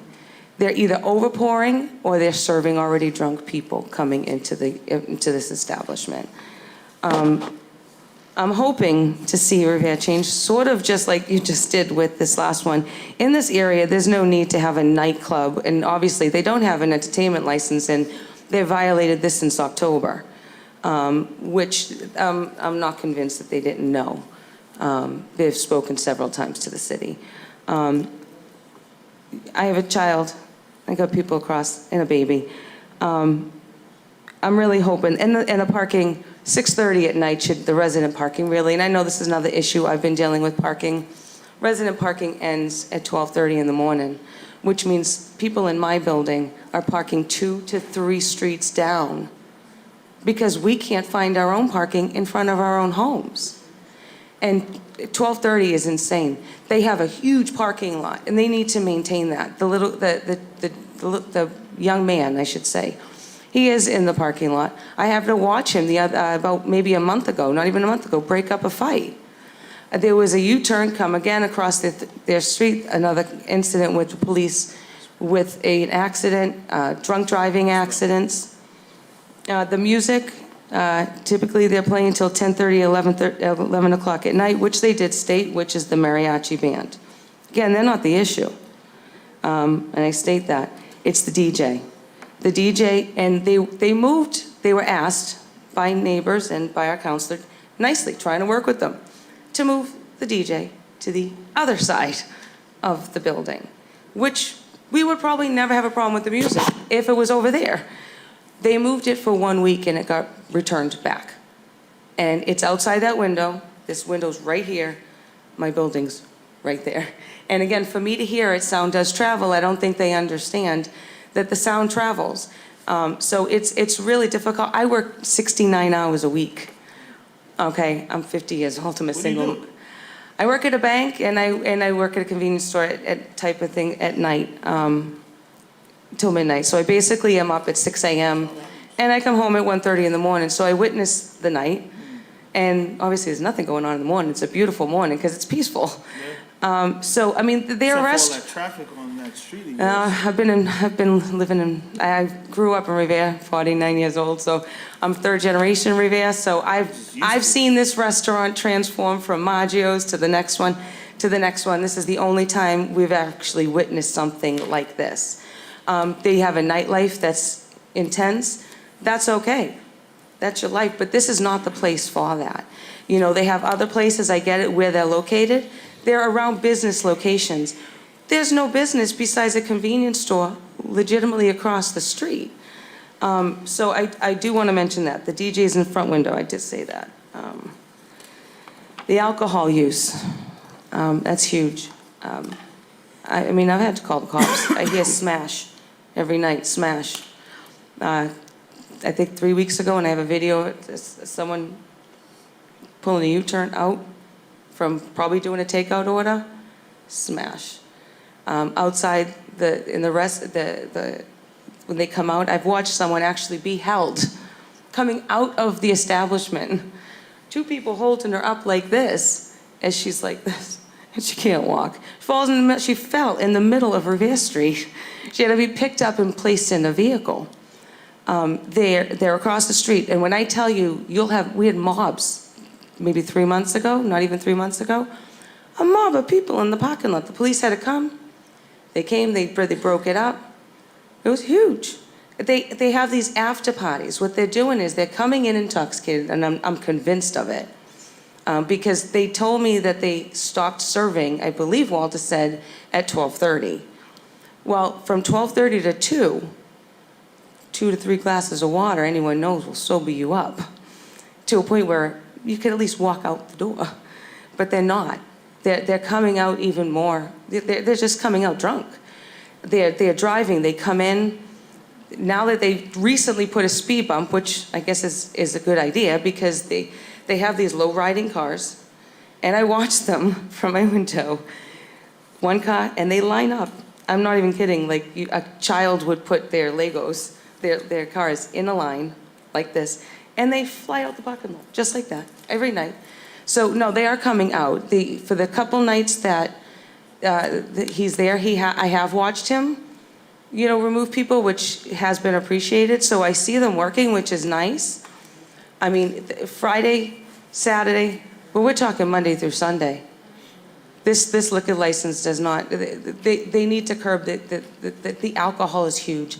The music is huge. They've done these temporary fixes And they're only doing them now because we've brought this up, and it's been a complaint since October.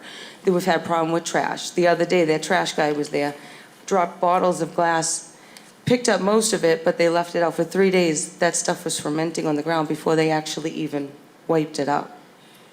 They have dogs outside going after, the dogs are destructive too, but. Whose dogs? Yeah, the neighbor next door has these dogs, and there's a hole in the thing, and there's bags of trash I watched outside of that hole, and the dogs are at the hole like this. The trash doesn't belong on the ground. It belongs in the thing. They're so busy sometimes that their trash is over, and they can't even close the thing. We got a rat problem down the street because we have a marsh. I mean, so the point is, they've recently done this, the parking, the alcohol, and the music. We should be able to go to bed. I should be able to come home at 12:15 in the morning and settle in my bed and be up in 4 hours and not have to be up till 1, 2 in the morning listening to loud cars, alcohol, infused individuals screaming and swearing and partying out front in the parking lot. So, I mean, it really just has to stop. We've tried to work with them peacefully, but the parking, just the couple of, 3 days ago, there's 3 or 4 women in the parking lot screaming at each other. This was, I believe, today's Wednesday, so it was Monday. Monday night, 2 a.m. is too long. It really needs to be, this is not an area for a 2 a.m. club. It's a restaurant, so, I mean, they should have their people in, they come in, they eat, they can listen to light music, that's great. But, 1, 2 in the morning, nothing good happens at those times in this area. So, I mean, for the sake of the residents and my neighbors next door, it's too much. Appreciate it. Thank you. Does anybody else like to speak on this issue? Name and address for the record, please. My name's Dennis Toto. I own the property at 310, 312 Revere Street that abuts the restaurant. Yes. At the onset, I'd like to say that I like the manager and the owner. I have a good rapport with them. I have communication with them. I've had a few minor issues. They've worked with it. I want the business to stay open. I do not want this business to fail. It's to my benefit to have a successful restaurant there. And anything I can do to make that business successful, I would try to do. However, it's always been a restaurant. I know the history of that restaurant going back probably to the 40s. The original Sorrento owners are good friends of mine. They lived behind my building. I've got a good rapport with them. I knew all the owners. When Tony Maggio bought the building, Tony was one of my best friends. Bob Sasso, who was another owner, was another close friend of mine. I've always had a good relationship and a good professional working relationship as a neighbor in that neighborhood. We've always been able to talk, which we still do. We can talk and work out any issues. The problem now is it's not a restaurant. It's not just a local bar or a restaurant where you can have a cocktail with your dinner, then you're gonna go home. It's a nightclub. It's a nightclub. So from your perspective, is the issue the DJ at 11 o'clock until? The DJ's a big problem, yeah, because he pumps up the bass, he's blasting bass out, it goes right through the walls. Now, the mariachi band, I haven't gotten a lot of complaints on them. They do stop earlier, so I'm kind of okay with that as long as and I know Aldo will, if I talk to him, as long as I make an attempt to keep it down and maybe put them on the other side. Now, addressing the soundproofing of the window, yes, they did. I know that building very well because I've worked in it. I'm an electrician, I've worked in that building in the past. The walls are paper thin. It's not just the window. The walls on that side of the building are paper thin. I mean, I don't even know if they have insulation. Maybe during the construction they put it in. But years ago, that place was built so cheap that, sound will reverberate through the roof, through the walls. And it may be in addition to the soundproofing of the windows, maybe something they can put on, the soundproofing they can put on the walls, that'll stop a lot of the bass, that'll stop a lot of the sound bouncing out. And try to put the people on the other side for the mariachi band, okay? The DJ, that's another whole problem. That's party central. That's, everybody's gonna get drunk as they can get, they're gonna party, they're gonna have a good time, pump up the volume, and I just lost a tenant on the first floor. She just gave her, now it's costing me money.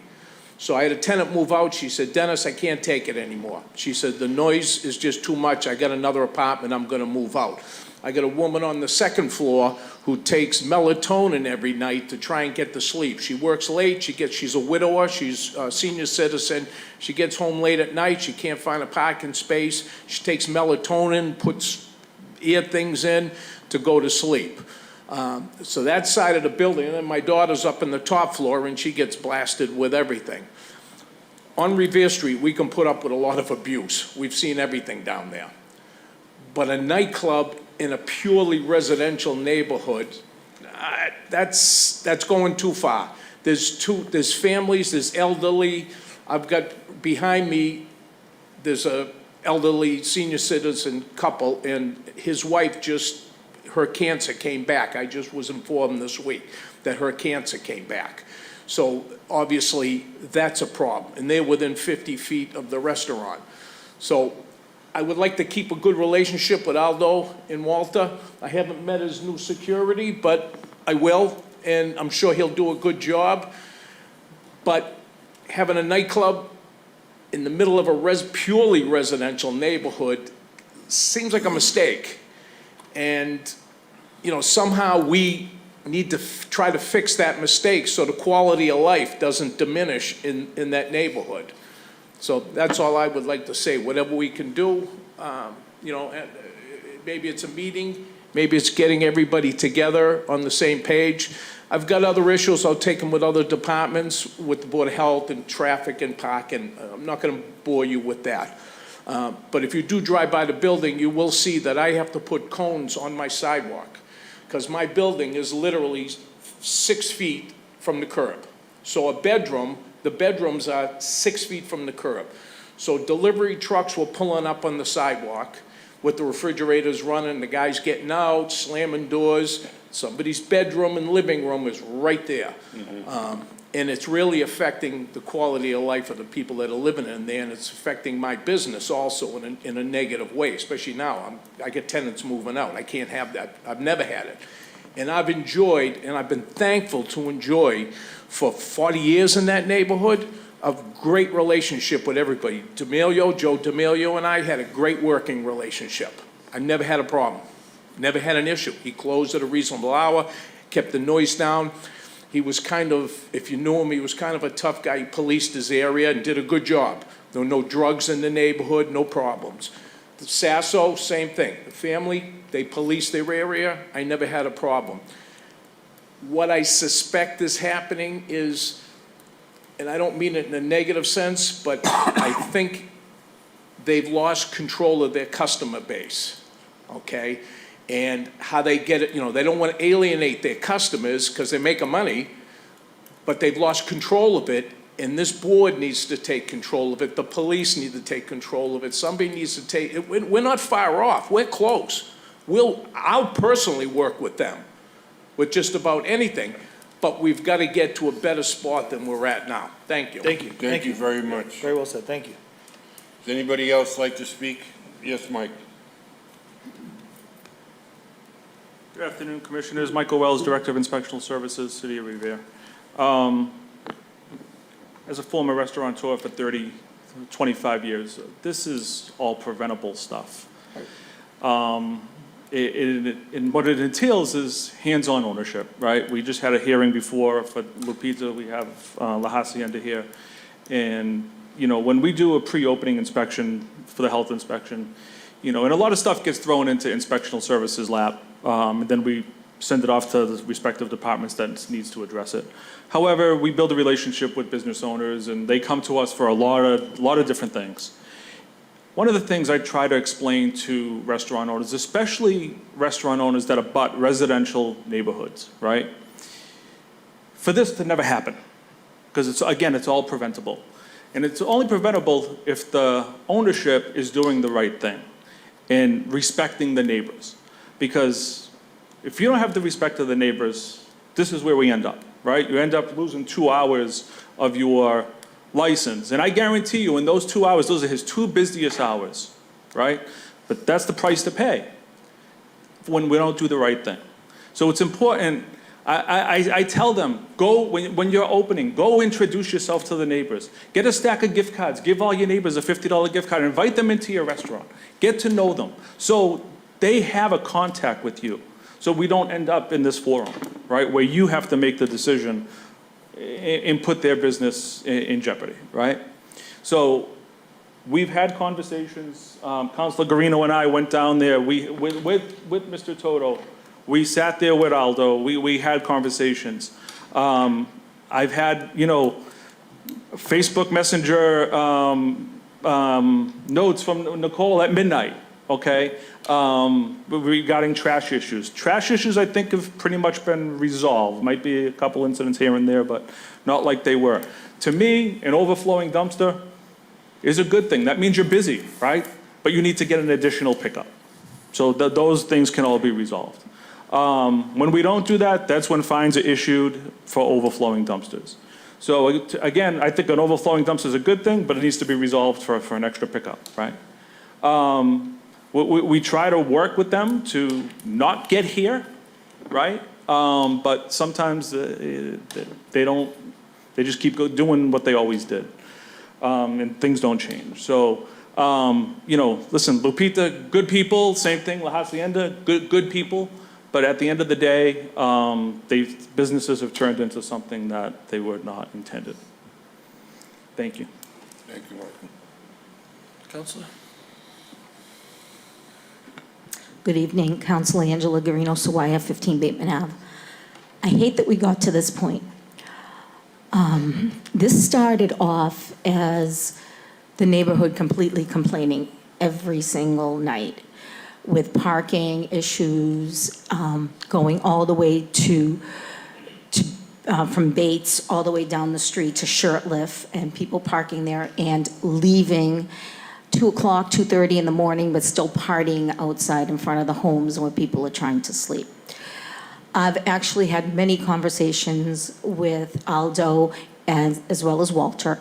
They have complied with a lot of the stuff that I have asked, to be honest with you. So I complained about the music being on this side. They did put it to the other side for about a week, and then they pushed it back again. Since then, they put in soundproof windows, but I think the neighbors are still hearing the music.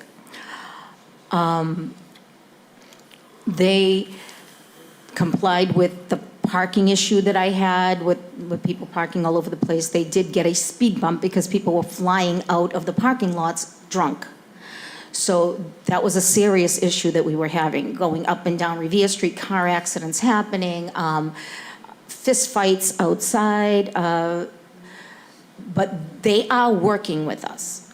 So I do have to hand it to them. They're not like Lupita's, who just seem to be defiant. Aldo is not that same type of person. He will work with us and do what we ask. But as far as now the music is concerned, they don't have a problem. The neighbors do not have a problem with the mariachi band because it does end at 11 o'clock.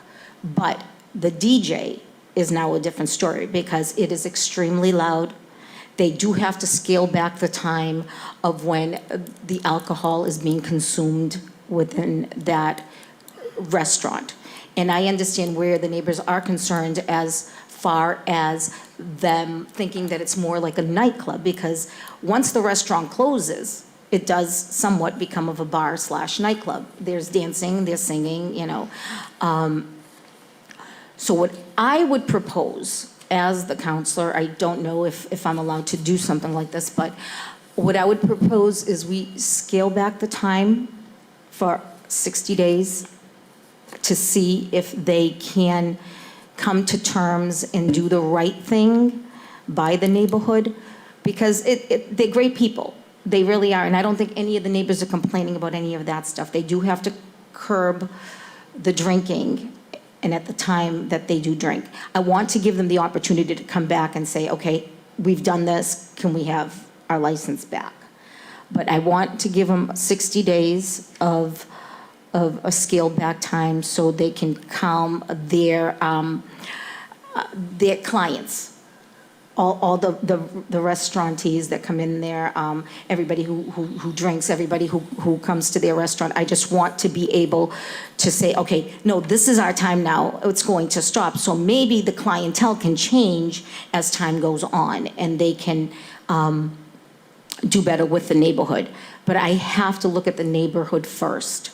So that's about it. I do feel for the restaurant. I do absolutely think they're amazing people. They are great neighbors, but they do have to comply with what the neighborhood wants.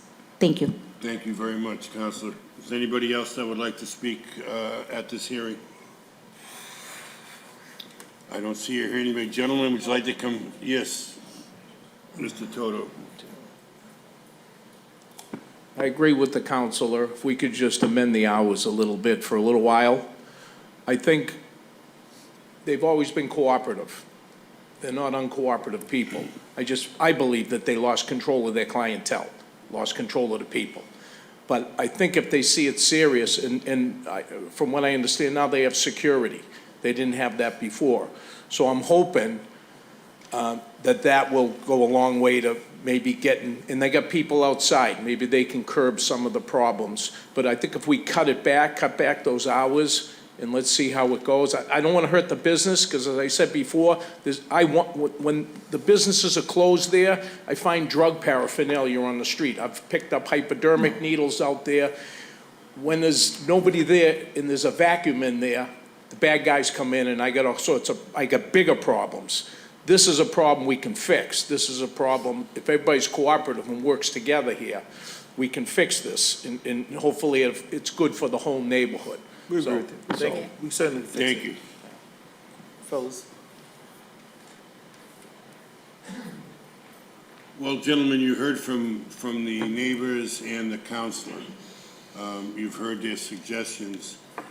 You know that the DJ has got to go because you don't have a license for the DJ, number one. And it seems as if the DJ is the crux of your problem. Seems like that's the thing that is causing the most noise, and it's probably keeping patrons in there drinking and dancing longer than they would otherwise. So, I mean, you tell me what you think is a reasonable solution and what your plan would be. I just want to apologize to Dennis and his family, and going forward, definitely we will get rid of the DJ. That's oversight on my part. That will never happen again. And for Councilor Angela, her suggestion, we would be more than open for like 60 days, 1 a.m. Our kitchen closes at 12:30 a.m.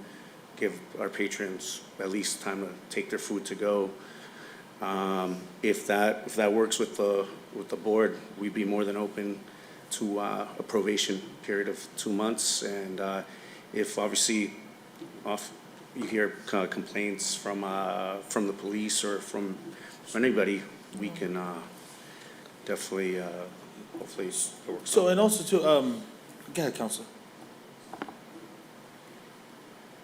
I'm okay with 1 a.m. I just want the board to know. Just as long as the dinner is served till 12:30 and then there's no DJ after that, we shouldn't find any issue whatsoever.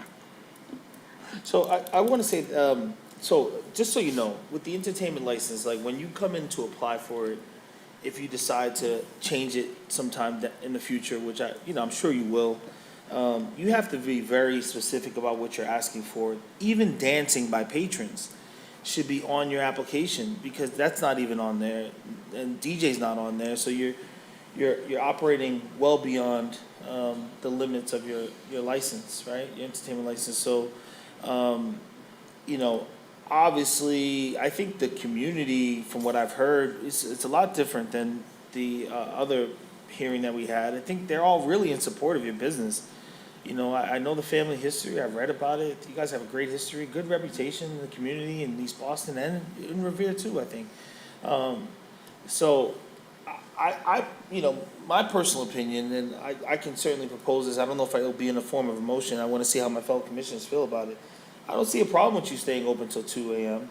I was actually gonna propose that you close at 12 AM on Monday through Thursday, close at 12. Friday and Saturday, stay open till 2, with some, obviously with understanding that you have to stop serving alcohol at a certain time, and you have to, you know, certainly, and then the Sunday, I would say, you know, shut down at 11 PM, because it's Sunday night, a lot of folks are getting ready for work. That's what I was gonna propose, because your entertainment license only says that you're allowed to have cable TV, karaoke, vocal, and instrument music. So there shouldn't be a DJ there, and there shouldn't be people, you know, dancing. Now, granted, I think that's pretty strict, you know, a couple people moving about their chair right in front of it, I mean, it's not really a big deal, but if it's from what I described, or the resident here described, that, you know, you have a area of your restaurant that's literally completely full of folks just like partying and dancing, then you're kind of in a nightclub area, right? So when you decide sometime down in the future to amend your license, then you need to be very specific about what you're asking for. Even patrons dancing on the floor, it has to be requested, as well as requesting a DJ. So I certainly would not propose changing your entertainment license as part of this order. The way it is now should be the way it should be operating. You guys are clearly operating beyond the limits of your license.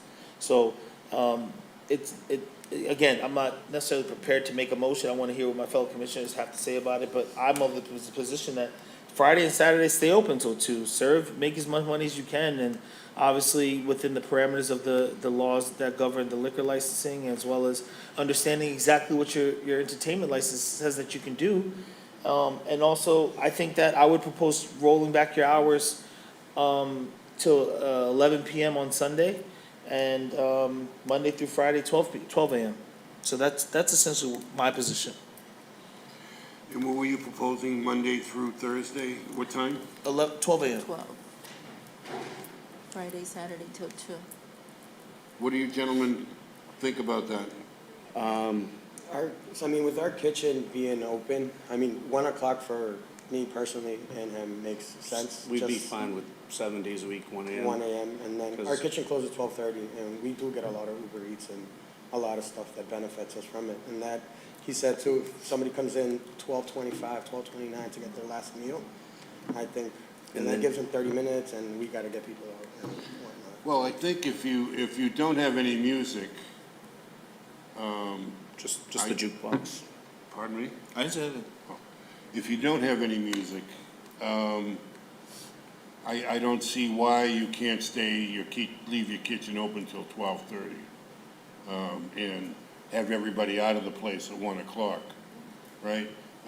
When you do have the mariachi band, it doesn't seem as if that's a problem, right? Because they're shutting down at what, 10 o'clock? 11. 11 o'clock? And it seems like that is reasonable with everyone. Yeah. So I think what I would propose is that we would let you stay open until 1 o'clock. Okay. And, you know, across the board. Saturday, Sunday, Monday, any night. Yes. Because it doesn't appear as if without the DJ, you're gonna have a noise issue. And you do have people coming in and eating, and you do have takeout late at night. So, I mean, we want to see your business succeed, but at the same time, we have to take into account the neighborhood. Absolutely. And so what I would propose is that we roll them back to 1 o'clock across the board. What are your feelings on that? So, one thing I gotta say is that I feel that you guys are willing to work, and your neighbors know you guys. I see that they all know you by name, so that's a different story from what we had in the other situation. So that makes me feel comfortable with La Hacienda. I think I also agree with you guys. I mean, without the DJ, I think, you know, it's gonna be a different situation for the neighbors, and you know, you still be able to stay a little bit later to 1 AM. It really helps us out a lot because a lot of our customers are in the restaurant industry, hospitality, and our days off are Sunday and Monday, which is why 11 o'clock would affect us a lot. People get out late from work, and it's mostly servers, bartenders, and people that are getting out of restaurants from work at 11, and we're there to provide their last meal of the night. Okay, so what is your feeling on that, Commissioner? That we roll them back to 1 o'clock and allow them to keep the kitchen open till 12:30? They deep six the DJ. And I would we see how abstain. that goes for a I would month or abstain. so. I mean, if my sister wants to support it and second your motion, I think that the 12 o'clock during the week is more than sufficient. It's a highly residential area.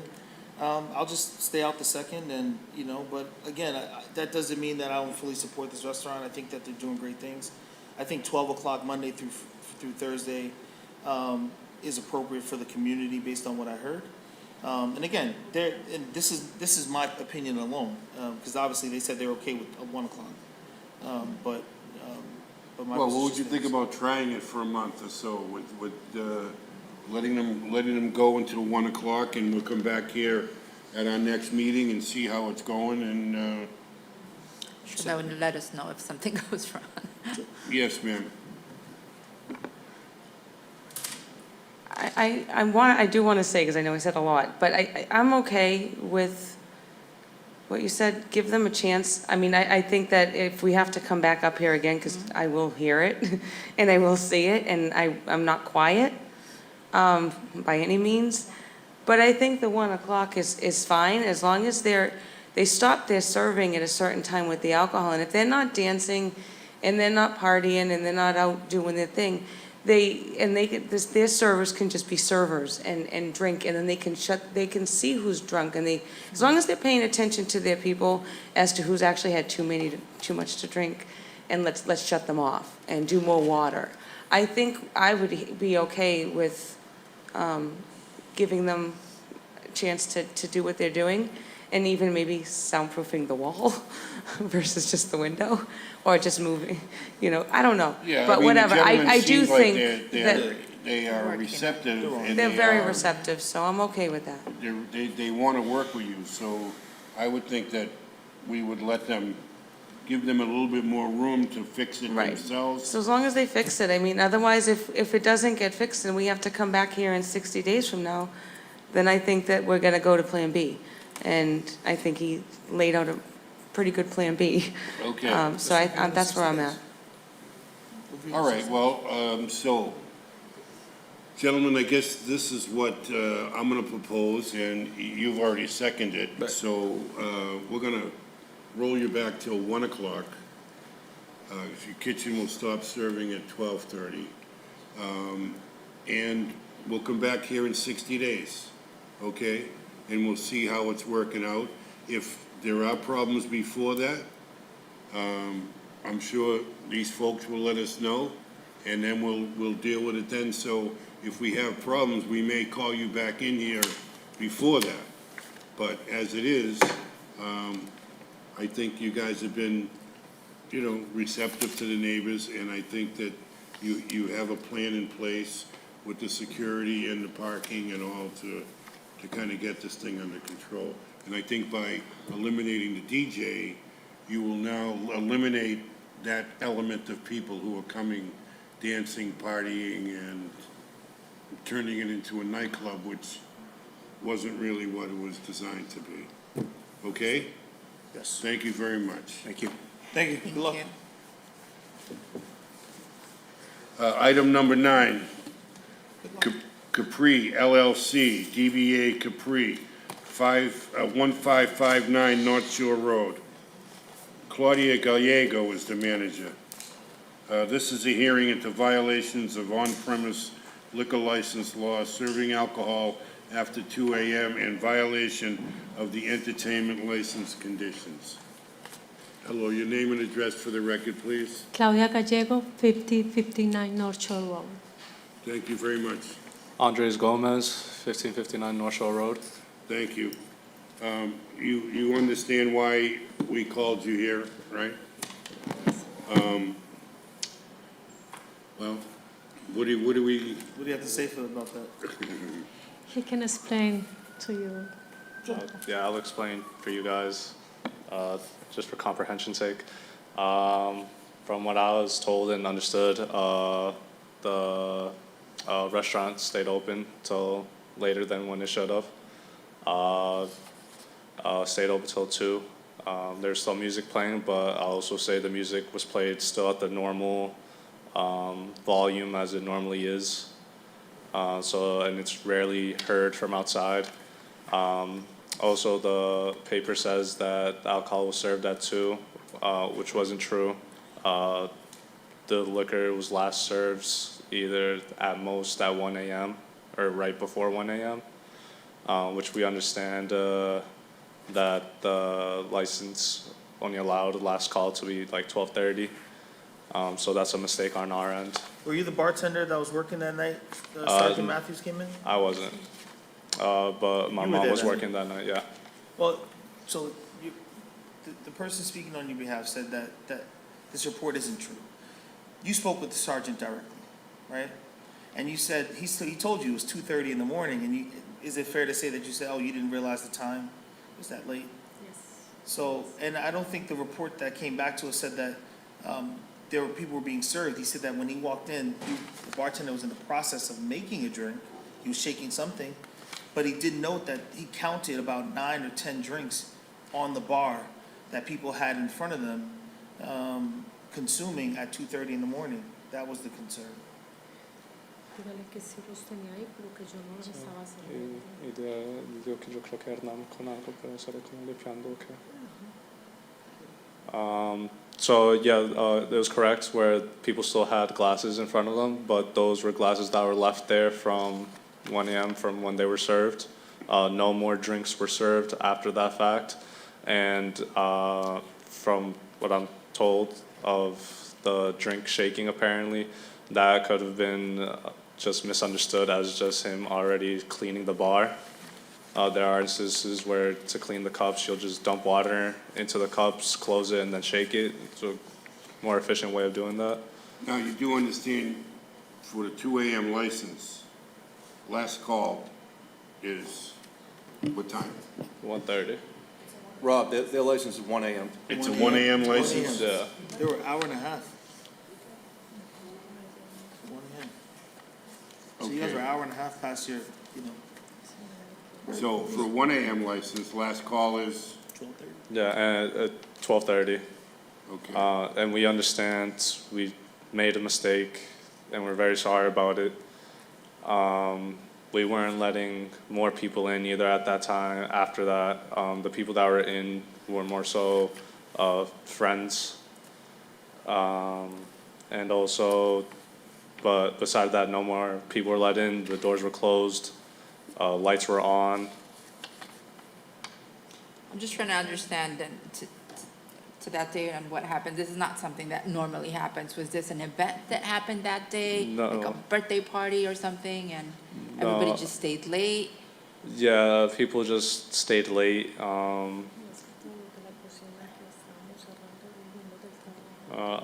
Also, we had people already before that. So the kitchen was also closing way later than it usually does. So we still had the chefs there. But no, this is the first time that it's happened for us. We've been compliant for the most part, or And you during guys the been whole open time. for how long? Just over a year. We opened end of March last year. And this is your first complaint? Yeah. Okay, thank you very much, Counselor. Did you want to speak on this subject? Thank you, Commissioner, members. Ira Novoselsky, 53D Hone Street, Ward 2 Counselor. I live 100 feet from the place, and I was shocked when I heard that there was an issue. They've only been open about a year, and they run a nice business. Like I said, I couldn't believe what I read. I felt bad. Hopefully they learned a lesson, And where it's their first, I haven't heard anything since then, since, a month and a half ago.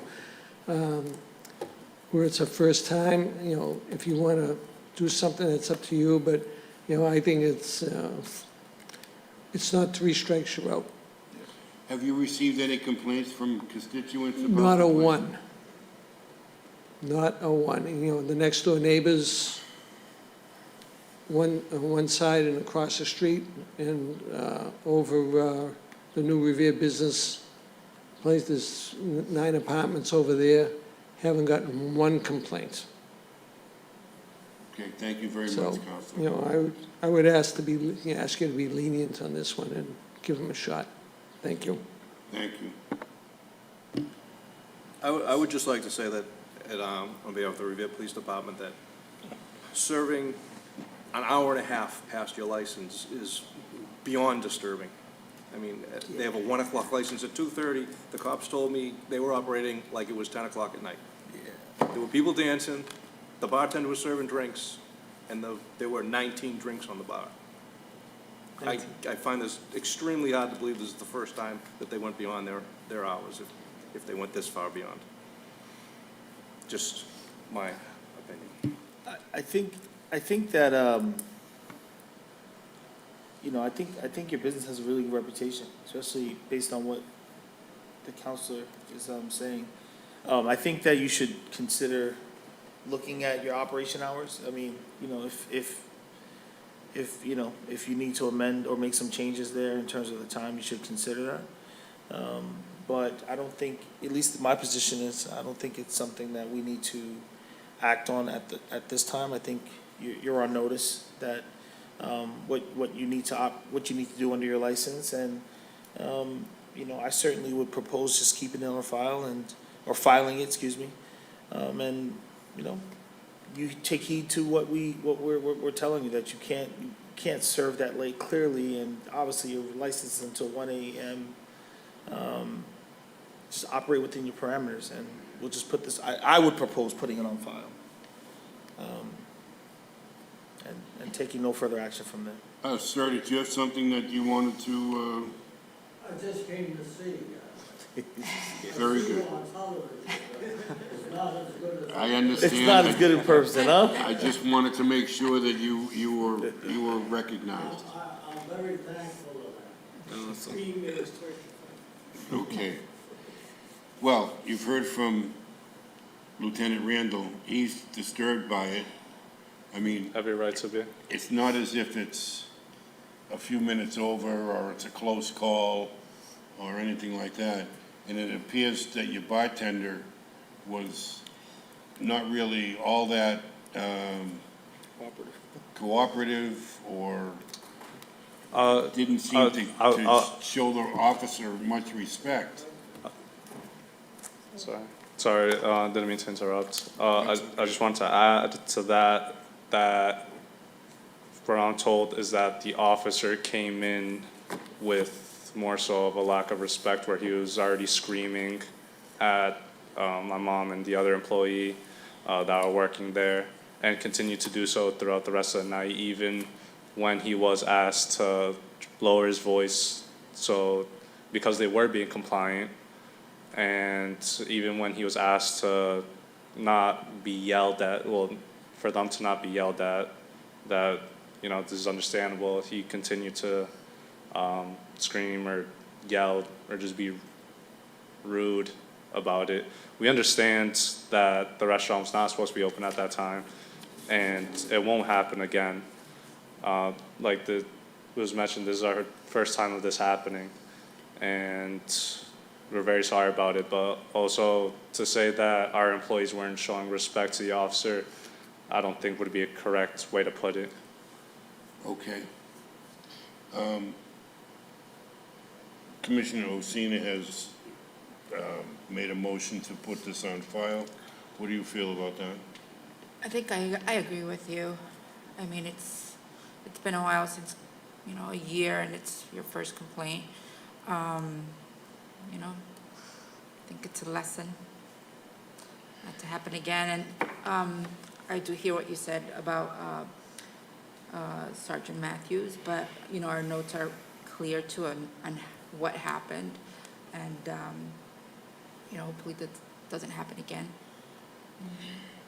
So I'm gonna second that. Okay, so I think that that probably makes the most sense, is we will put this on file.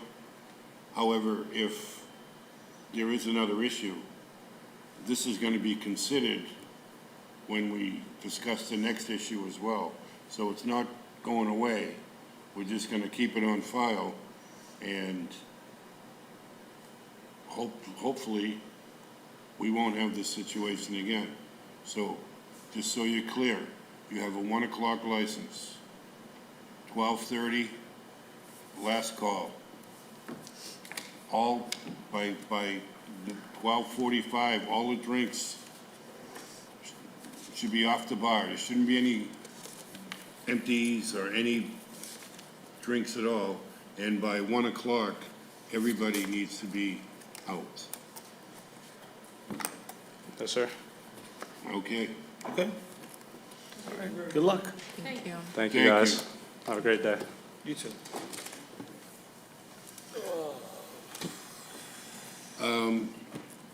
I guess the people from Matola Post did not show.